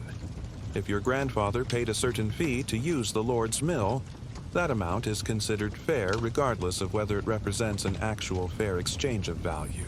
Attempts to increase such fees are resisted not because they violate principles of economic justice, but because they contradict established practice. Your sense of morality blends religious teaching with practical concerns about community harmony. Sins include not just violations of the Ten Commandments, but actions that disrupt village life or threaten collective survival. Theft is wrong not only because the Church condemns it, but because it undermines the trust necessary for community functioning. Sexual impropriety matters not just as a religious offense, but because it creates confusion about paternity and inheritance. Moral instruction emphasizes practical consequences as much as divine punishment. Your exposure to art is limited, but meaningful. The parish church contains the only paintings you've ever seen, biblical scenes rendered on walls and altars. The only music you hear is sung in church or played at village celebrations. The only theater might be mystery plays performed occasionally by traveling troops or local enthusiasts. Yet these rare encounters with artistic expression carry profound significance, providing glimpses of beauty, emotion, and narrative that transcend daily existence. The church's stained glass, illuminated by sunlight, might represent the most vibrant colors you ever witness. Your children's future is predetermined to a degree almost incomprehensible in the modern world. Your son will likely farm the same land as you. Your daughter will likely marry a local boy and manage a household similar to her mother's. The concept of choosing, a path in life of becoming anything you want to be, would seem not just unrealistic, but potentially dangerous. Stability depends on each new generation fitting into established patterns. Ambitious parents hope their children might secure slightly better circumstances, a bit more land, a marriage to someone from a respected family. But wholesale change of status or occupation is rarely imaginable. Your understanding of government is practical rather than theoretical. You know you owe certain obligations to the Lord whose land you work. Labor services, a portion of your harvest, fees for using communal resources. You know the church is entitled to tithes.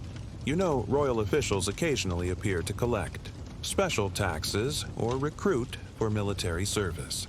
But you have no concept of political representation, of civic participation, of governance as something in which ordinary people have a legitimate voice. Authority flows downward, not upward. Your role is to comply, not to consent. Your life is vulnerable to disruptions from human and natural sources. War might bring armies through your region, consuming your food stores, impressing young men for service, leaving destruction in their wake. Epidemic disease can spread rapidly through closely packed villages with poor sanitation, claiming entire families within days. Weather extremes, drought, excessive rain, early frost, late spring, directly threaten your food supply without the buffers of modern agricultural technology or global distribution systems. Against these threats, you have minimal defenses beyond community solidarity and religious faith. Your days unfold at a pace dictated by sunlight, seasons, and physical necessity rather than clocks, calendars, or convenience. Tasks take as long as they take. Plowing a field requires a certain amount of physical effort that cannot be shortened. Bread needs a certain time to rise regardless of other demands on your attention. Winter days limit outdoor work hours regardless of how much remains to be done. You adapt to these natural rhythms rather than expecting nature to accommodate human schedules. Patience is not a virtue, but a necessity. Your material surroundings reflect functional priorities rather than aesthetic preferences or personal expression. Your clothing serves to protect from elements and comply with modesty standards, not to express individuality. Your home contains what is necessary for survival and work, arranged for efficiency rather than visual appeal. Even on special occasions, weddings, religious festivals, decoration and embellishment remain minimal by modern standards. Beauty exists in the church, in nature, occasionally in music or celebration, but rarely in everyday objects or surroundings. Your aspirations are modest by modern standards. To have enough food to avoid hunger, to raise children who survive to adulthood, to maintain good standing in your community, to fulfill religious obligations and secure salvation, to perhaps acquire a bit more land or a better tool, to pass something to your children. You don't dream of transformation or escape or radical improvement. Your hopes center on continuity, sufficiency, security within the bounds of a life whose general outlines are fixed from birth. Your conception of freedom differs fundamentally from modern definitions. You are bound by numerous obligations to Lord, to church, to family, to community. Your movements might be restricted by manorial rules requiring permission to travel or relocate. Your economic activities are limited by regulations about where you can sell goods and what prices you can charge. Yet, within these constraints, you might experience forms of autonomy modern people lack. Direct control over food production, work rhythms determined by nature and necessity rather than employers, intimate knowledge of survival skills. Your freedom consists not in absence of constraints, but in competence within them. Weather dominates your consciousness in ways modern people rarely experience. A late frost can mean hunger next winter. A week of rain during harvest can destroy a year's labor. Drought can wither crops beyond recovery. You watch the sky constantly, interpreting cloud patterns, wind direction, animal behavior, plant conditions, all signals that might indicate coming weather changes. You know dozens of weather proverbs, traditional prediction methods, saints, days associated with seasonal patterns. Your calendar of religious observances includes special prayers for favorable weather at critical agricultural periods. Your encounters with the broader world come primarily through occasional visitors rather than direct experience. A peddler selling small items, needles, ribbons, spices, might bring news from neighboring regions. A pilgrim passing through on the way to a shrine might describe distant places. A returning soldier might speak of battles and foreign lands. These rare, Connections to the wider world blend fact with exaggeration, observation with rumor. Without means to verify their accounts, you incorporate this information into a mental map, where real geography fades imperceptibly into legend. The night is deepening around your cottage. The rhythmic breathing of sleeping family members forms a counterpoint to the occasional crack of settling embers in the fireplace. Outside, an owl calls. Perhaps a fox barks in the distance. These sounds mark the continuation of natural cycles that proceed regardless of human activity. The moon rises, casting silver light through cracks around your door. The stars wheel overhead in patterns your ancestors recognized and named, using them to mark seasons and agricultural timing. Your awareness fades as sleep finally overcomes you.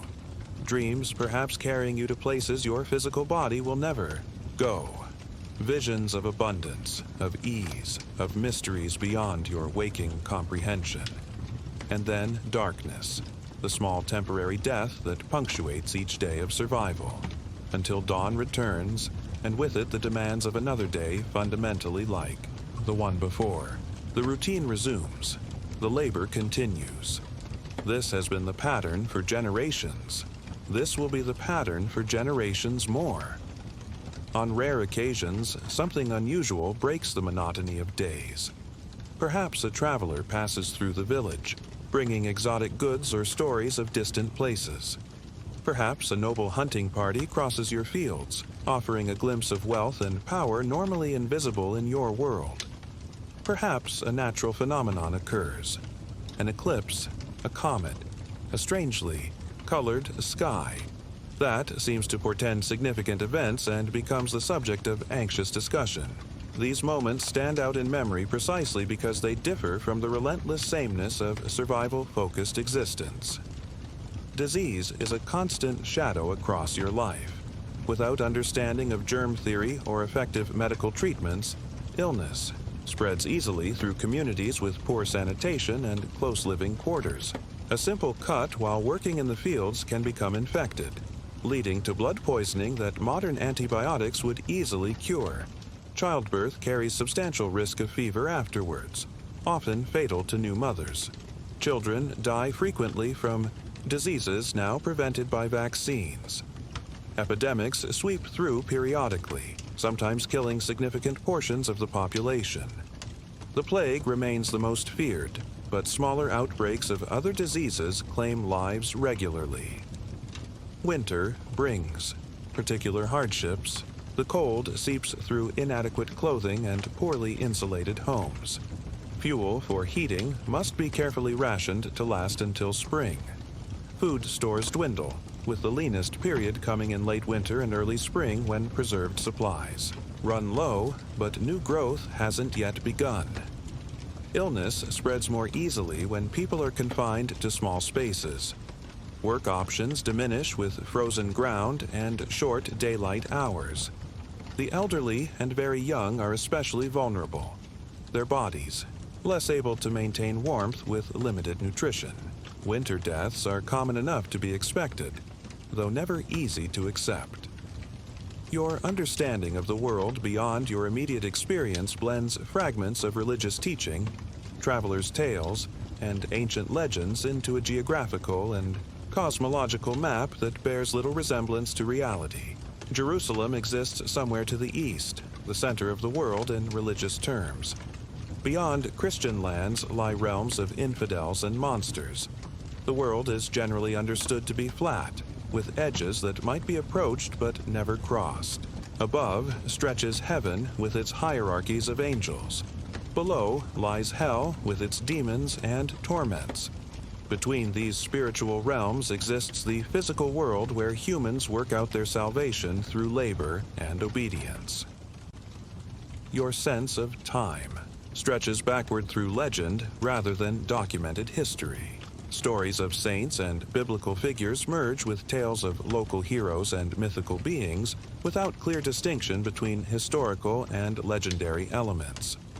The past exists as a source of authority and precedent rather than a subject of critical study. It has always been so. represents the strongest possible justification for current practices. The future extends only as far as the next season, the next harvest, perhaps the marriage of children or birth of grandchildren. Long-term planning seldom exceeds these modest horizons. Your daily labor shapes your body in ways both functional and damaging. Calluses form on hands from tool use. Muscles develop specifically for agricultural tasks, but bones also deform from repetitive motions and heavy lifting without proper technique. Joints deteriorate from constant use. Backs curve permanently, from bending to tend crops. Feet splay from walking uneven ground without supportive footwear. Bodies that seem strong in youth show signs of premature aging by 30.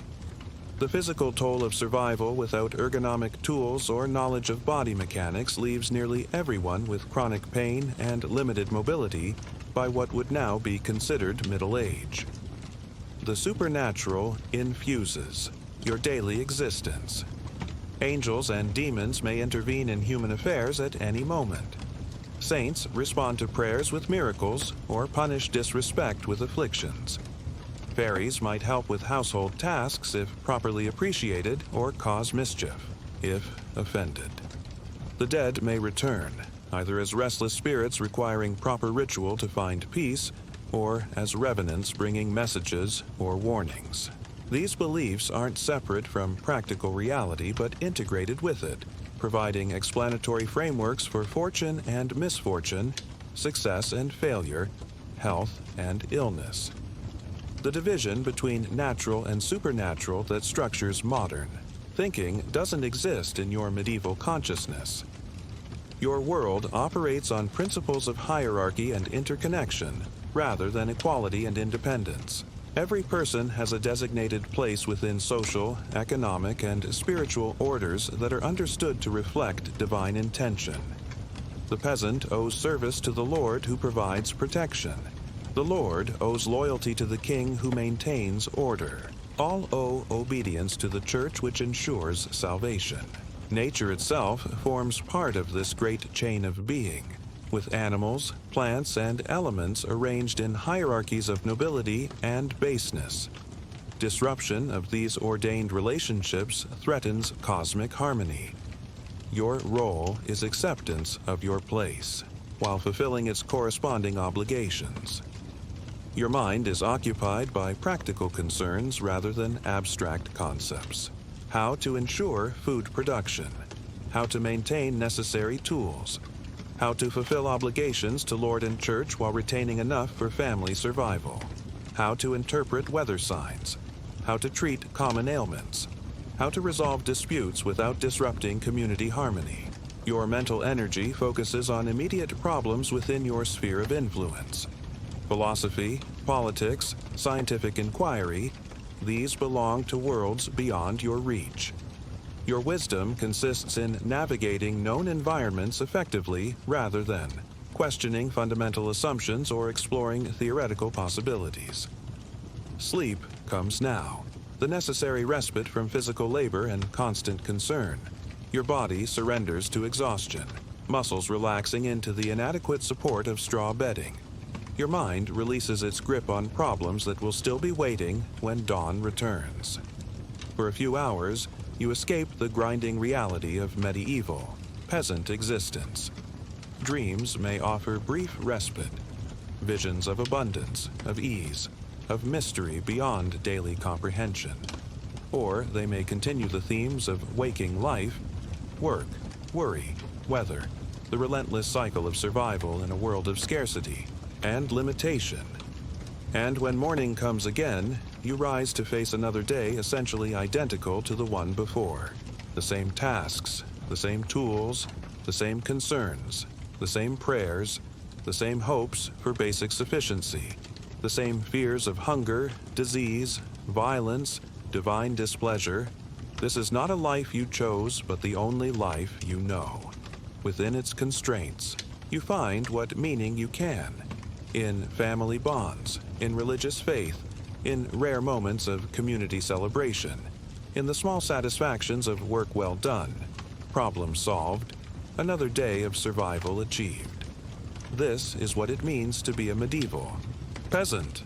This is the reality that shaped countless generations whose accumulated labor and suffering eventually led to a world their descendants would barely recognize.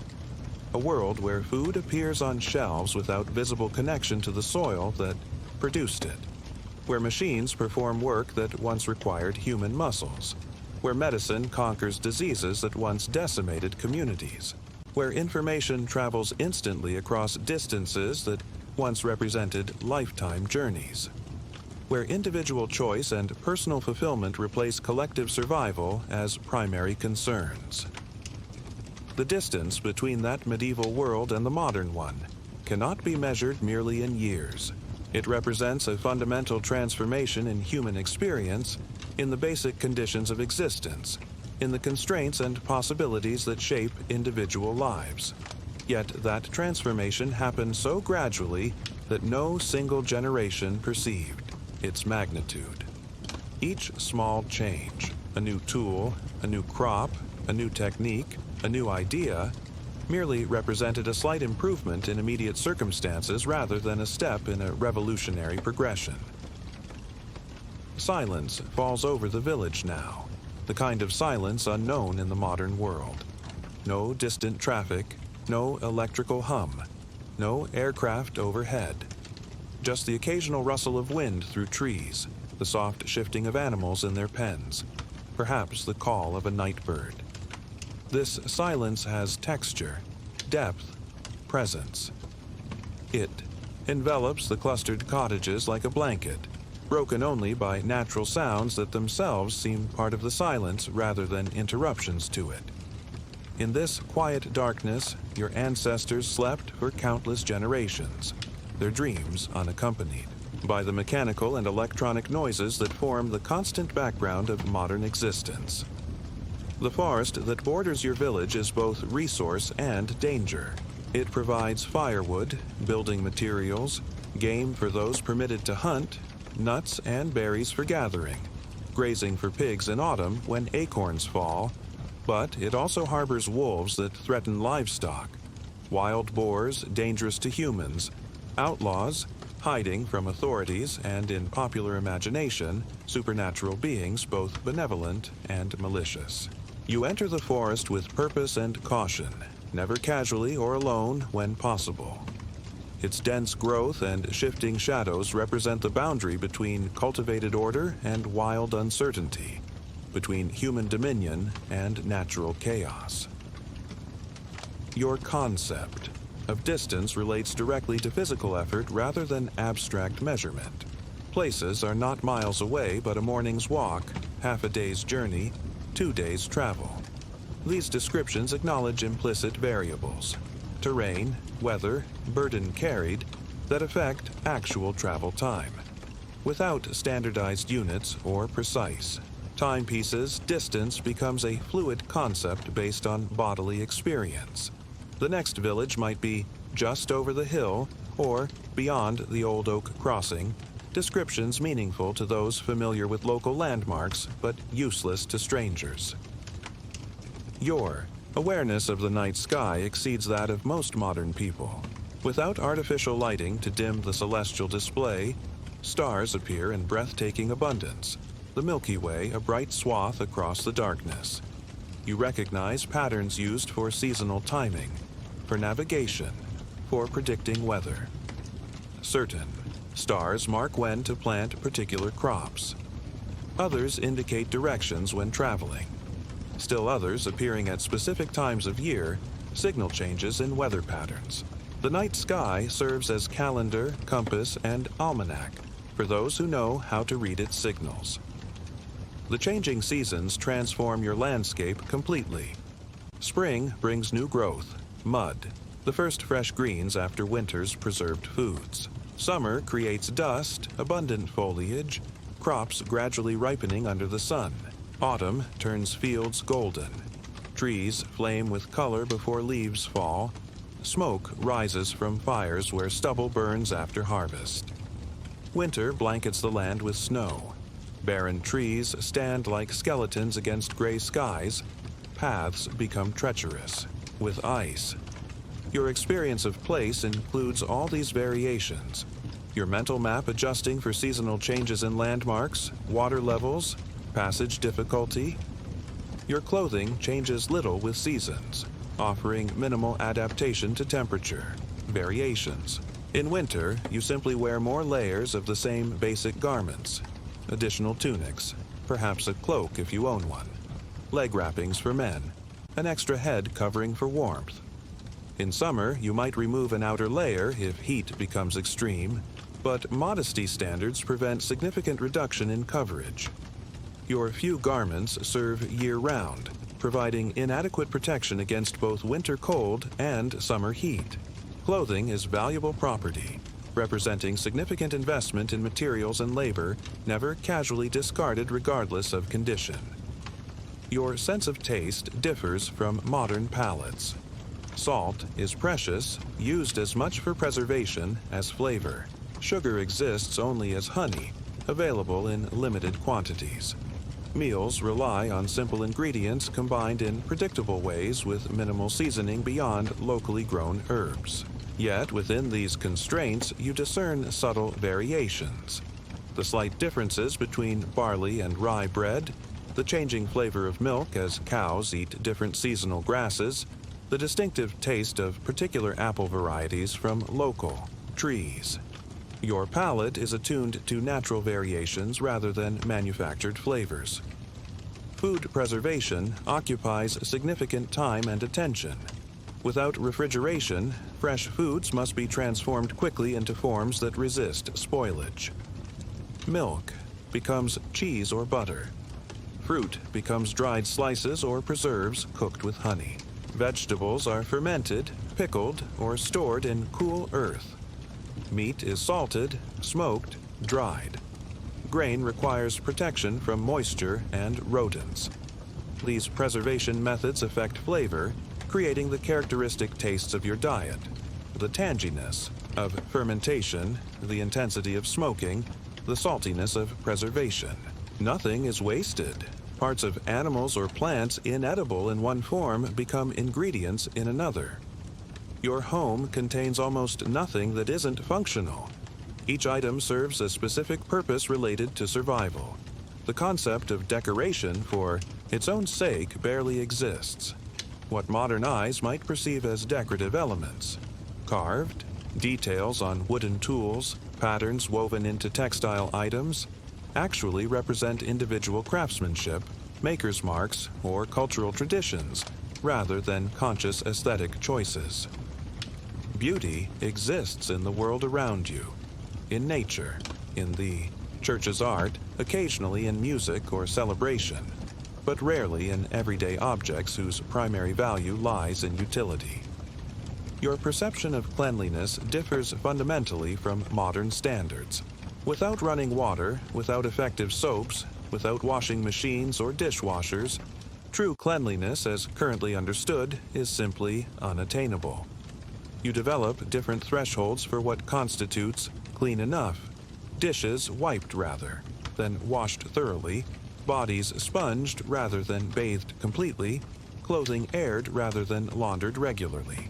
The smell of smoke, of bodies, of animals, of cooking, of earth, these form the normal olfactory background of existence, noticeable only when significantly intensified or when encountering rare alternatives.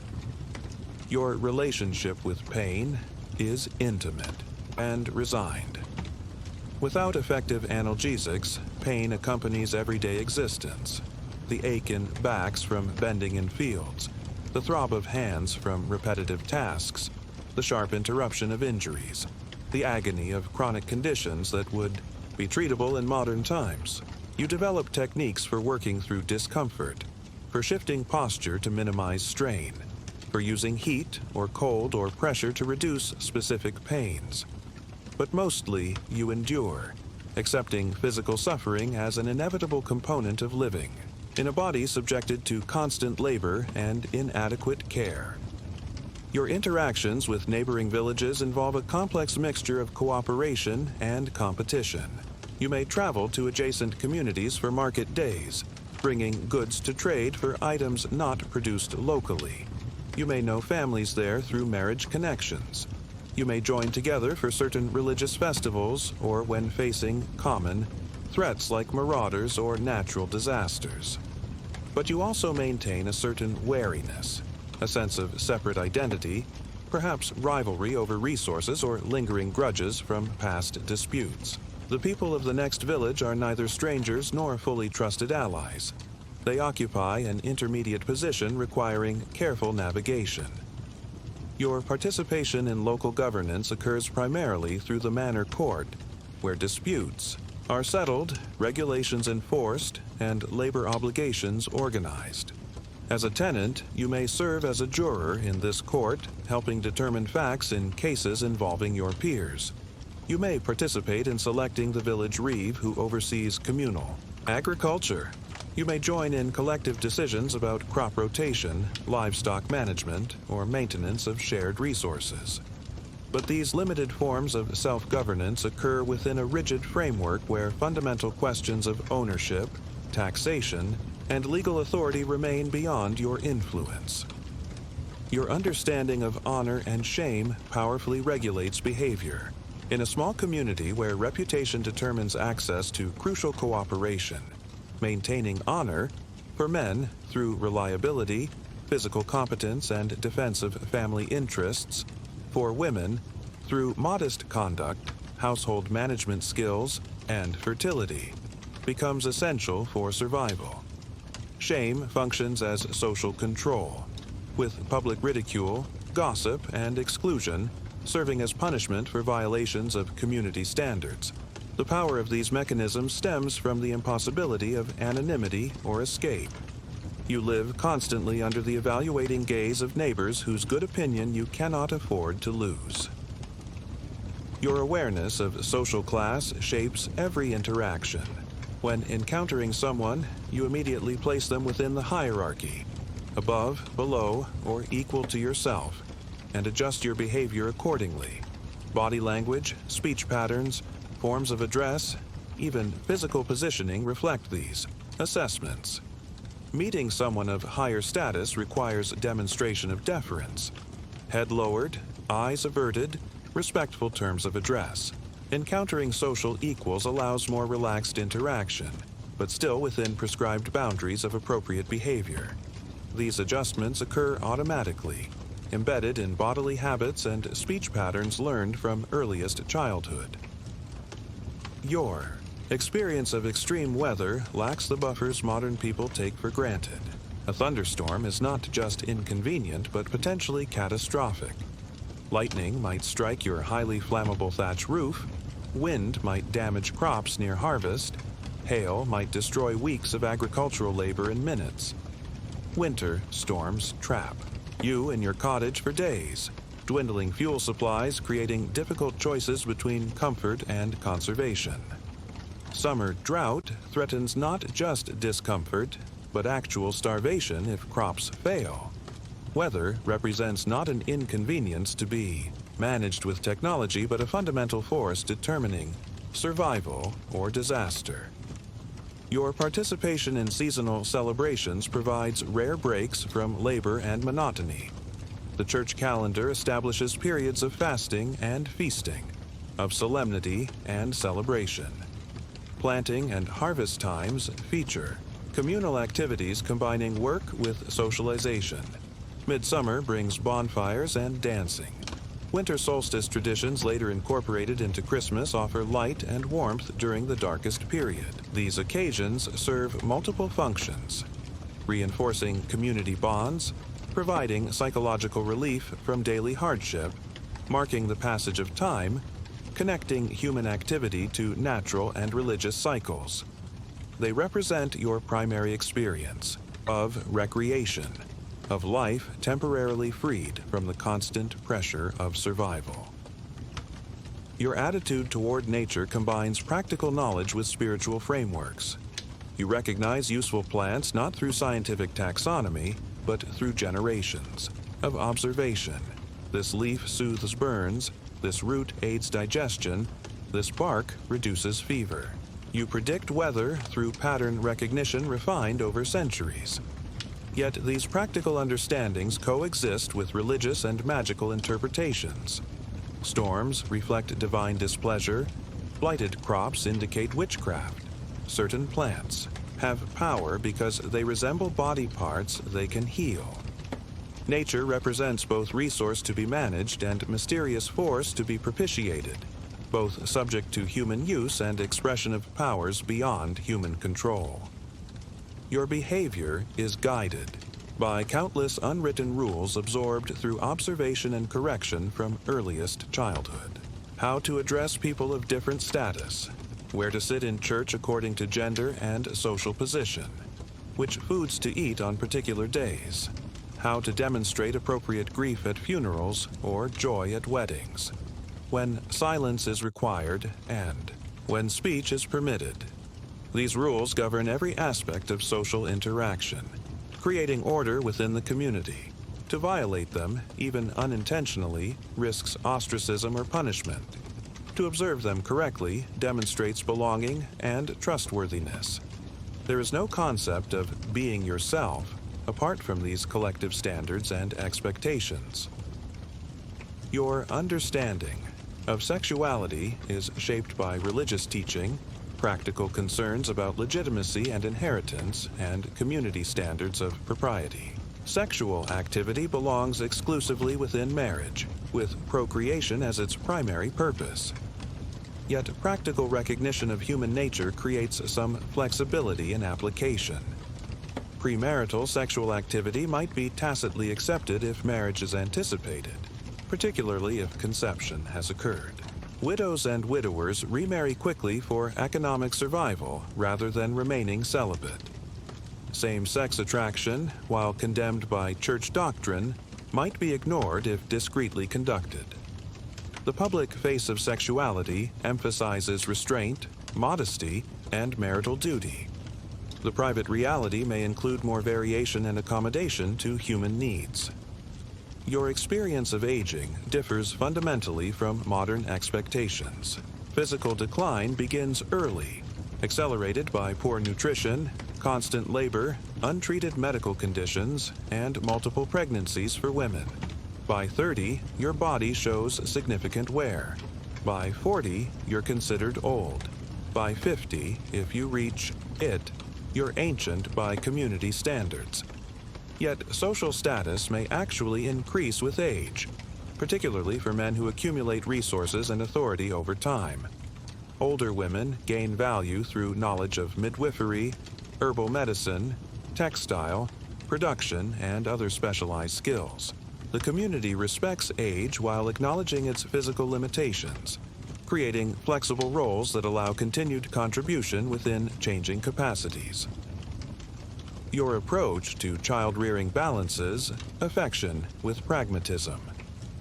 Children represent both emotional attachments and necessary economic assets.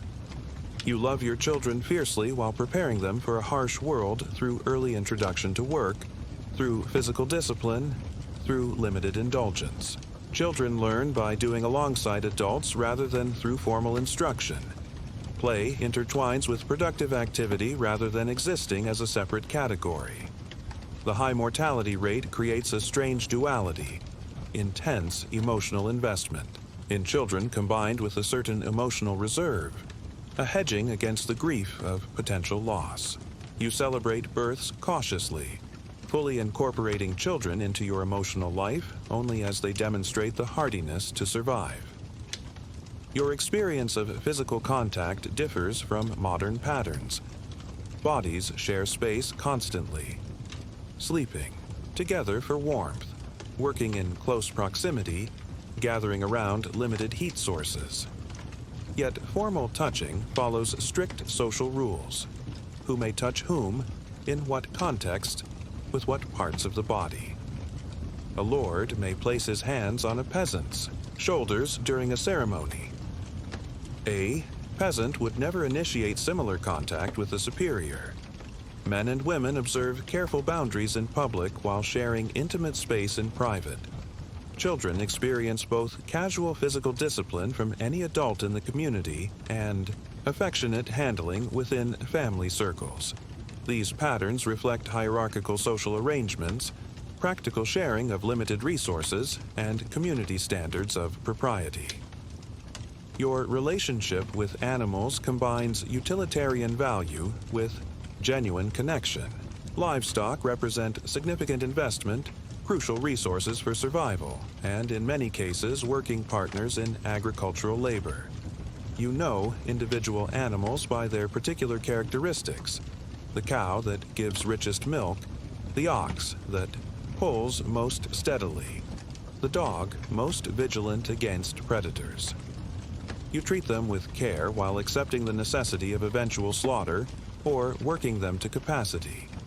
This pragmatic approach acknowledges both the emotional bond that develops through daily interaction and the economic reality that animals exist primarily for human use. Modern concepts of animal rights or welfare would seem incomprehensibly luxurious in a world where human survival itself remains precarious. Your mental map of the world includes real geography that fades imperceptibly into legendary realms. You know your local area with intimate precision, every path, hill, stream, and field. Beyond that immediate environment, your knowledge becomes increasingly vague and interwoven with hearsay, religious teaching, and folklore. Jerusalem exists somewhere to the east, center of the world in religious terms. Beyond Christian lands lie realms of infidels and monsters. The edges of the world might feature people with faces in their chests, dogs with human heads, lands where gold lies on the ground for taking. Without education or reference materials to correct these impressions, your understanding of geography blends observation, rumor, and imagination without clear distinction between categories. Your conception of history similarly combines documented events, religious narrative, and legend without clear boundaries. The birth of Christ divides time into before and after, providing the fundamental historical framework. Saints' lives offer another chronological structure, their feast days marking the annual cycle. Local history exists primarily as oral tradition. The great storm 3 generations back, the noble family that ruled before the current lord, the time when wolves came into the village during the terrible winter. These narratives serve moral and practical purposes rather than satisfying historical curiosity. They explain current practices, justify existing arrangements, provide warnings about potential dangers, create shared identity through common stories. Your understanding of cause and effect incorporates supernatural elements alongside natural observations. Crops fail because of inadequate rainfall, poor soil management, or insect infestation, but also potentially because of divine displeasure, witchcraft, or failure to observe proper planting rituals. Illness results from exposure to bad air or, imbalanced humors, but also possibly from sin, curses, or malevolent spirits. This multi-causal framework allows for both practical interventions, improving drainage to reduce crop disease, and spiritual remedies, prayers, charms, or rituals to ensure divine favor. The boundaries between natural and supernatural causation remain fluid, with events potentially explained through either or both frameworks depending on context and severity. Your emotional life unfolds within a community that provides both support and surveillance. Joys are celebrated collectively. Births, marriages, good harvests become occasions for shared festivity. Sorrows receive communal acknowledgement. Deaths bring neighbors with food and practical assistance. Crop failures elicit shared labor to salvage what remains. Yet this same community monitors emotional expression, enforcing standards of appropriate reaction. Grief must follow prescribed forms and durations. Anger must resolve through accepted channels of mediation. Love must conform to community expectations about suitable matches. The price of support is conformity. True privacy of feeling exists only in the innermost recesses of consciousness, rarely expressed even to oneself. Your sense of self exists primarily through relational identity rather than individual psychology. You are someone's child, someone's spouse, someone's parent, a tenant of a particular lord, a member of a specific parish, an inhabitant of this village. These relationships and affiliations define you more fundamentally than personal characteristics, preferences, or aspirations. The modern concept of an authentic inner self separate from social roles would seem not just foreign but potentially threatening, undermining the collective identity that ensures survival through mutual obligation. You don't find yourself or express yourself. You fulfill the duties of your station while finding meaning in the proper execution of predetermined roles. As the night deepens and consciousness fades toward sleep, these frameworks of understanding, practical, religious, social, psychological, continue their work below the threshold of awareness. Dreams may offer temporary escape from physical limitations, glimpses of abundance or ease or mystery beyond daily comprehension, or they may simply process the experiences and concerns of waking life, work, weather, family, community, the endless cycle of survival in a world of scarcity and constraint. Either way, they prepare you for tomorrow, another day, essentially, identical to the one before, another link in the chain of existence that stretches back through ancestors and forward through descendants, each life forming part of a pattern too vast for individual perception. The darkness surrounds your cottage. Now, inside, bodies rest on inadequate bedding, gathering strength for tomorrow's labor. The same darkness envelops countless similar dwellings across the land, sheltering other lives shaped by the same fundamental conditions: scarcity, physical vulnerability, limited knowledge, rigid social hierarchies, religious frameworks for understanding an often hostile world. These shared constraints create a common experience across regions and generations, a medieval peasant existence that would remain recognizable despite local variations in custom, crop, or dialect. Morning will come again, as it has countless times before. The same tasks will await. The same tools will require the same hands to wield them. The same hopes will arise for sufficient food, for healthy children, for protection from disease and violence, for salvation after death. The same fears will lurk beneath conscious thought, of hunger, of loss, of social exclusion, of divine punishment. This is not a life chosen, but a life given, accepted because no alternatives exist within your conceptual universe. Within these constraints, you find what meaning you can, in family bonds, in religious faith, in community connection, in the small satisfactions of work completed and survival secured for another day. I wish you restful sleep now, as you drift off to dreams, far more comfortable than the reality we've explored tonight. Your warm bed, your full stomach, your access to medical care, your education, your choices. These are luxuries beyond comprehension to the medieval peasant whose life we've witnessed. Perhaps in your dreams, you'll remember to be grateful for what those who came before never had the chance to experience. Good night, and sleep well in the comfort that history has provided you.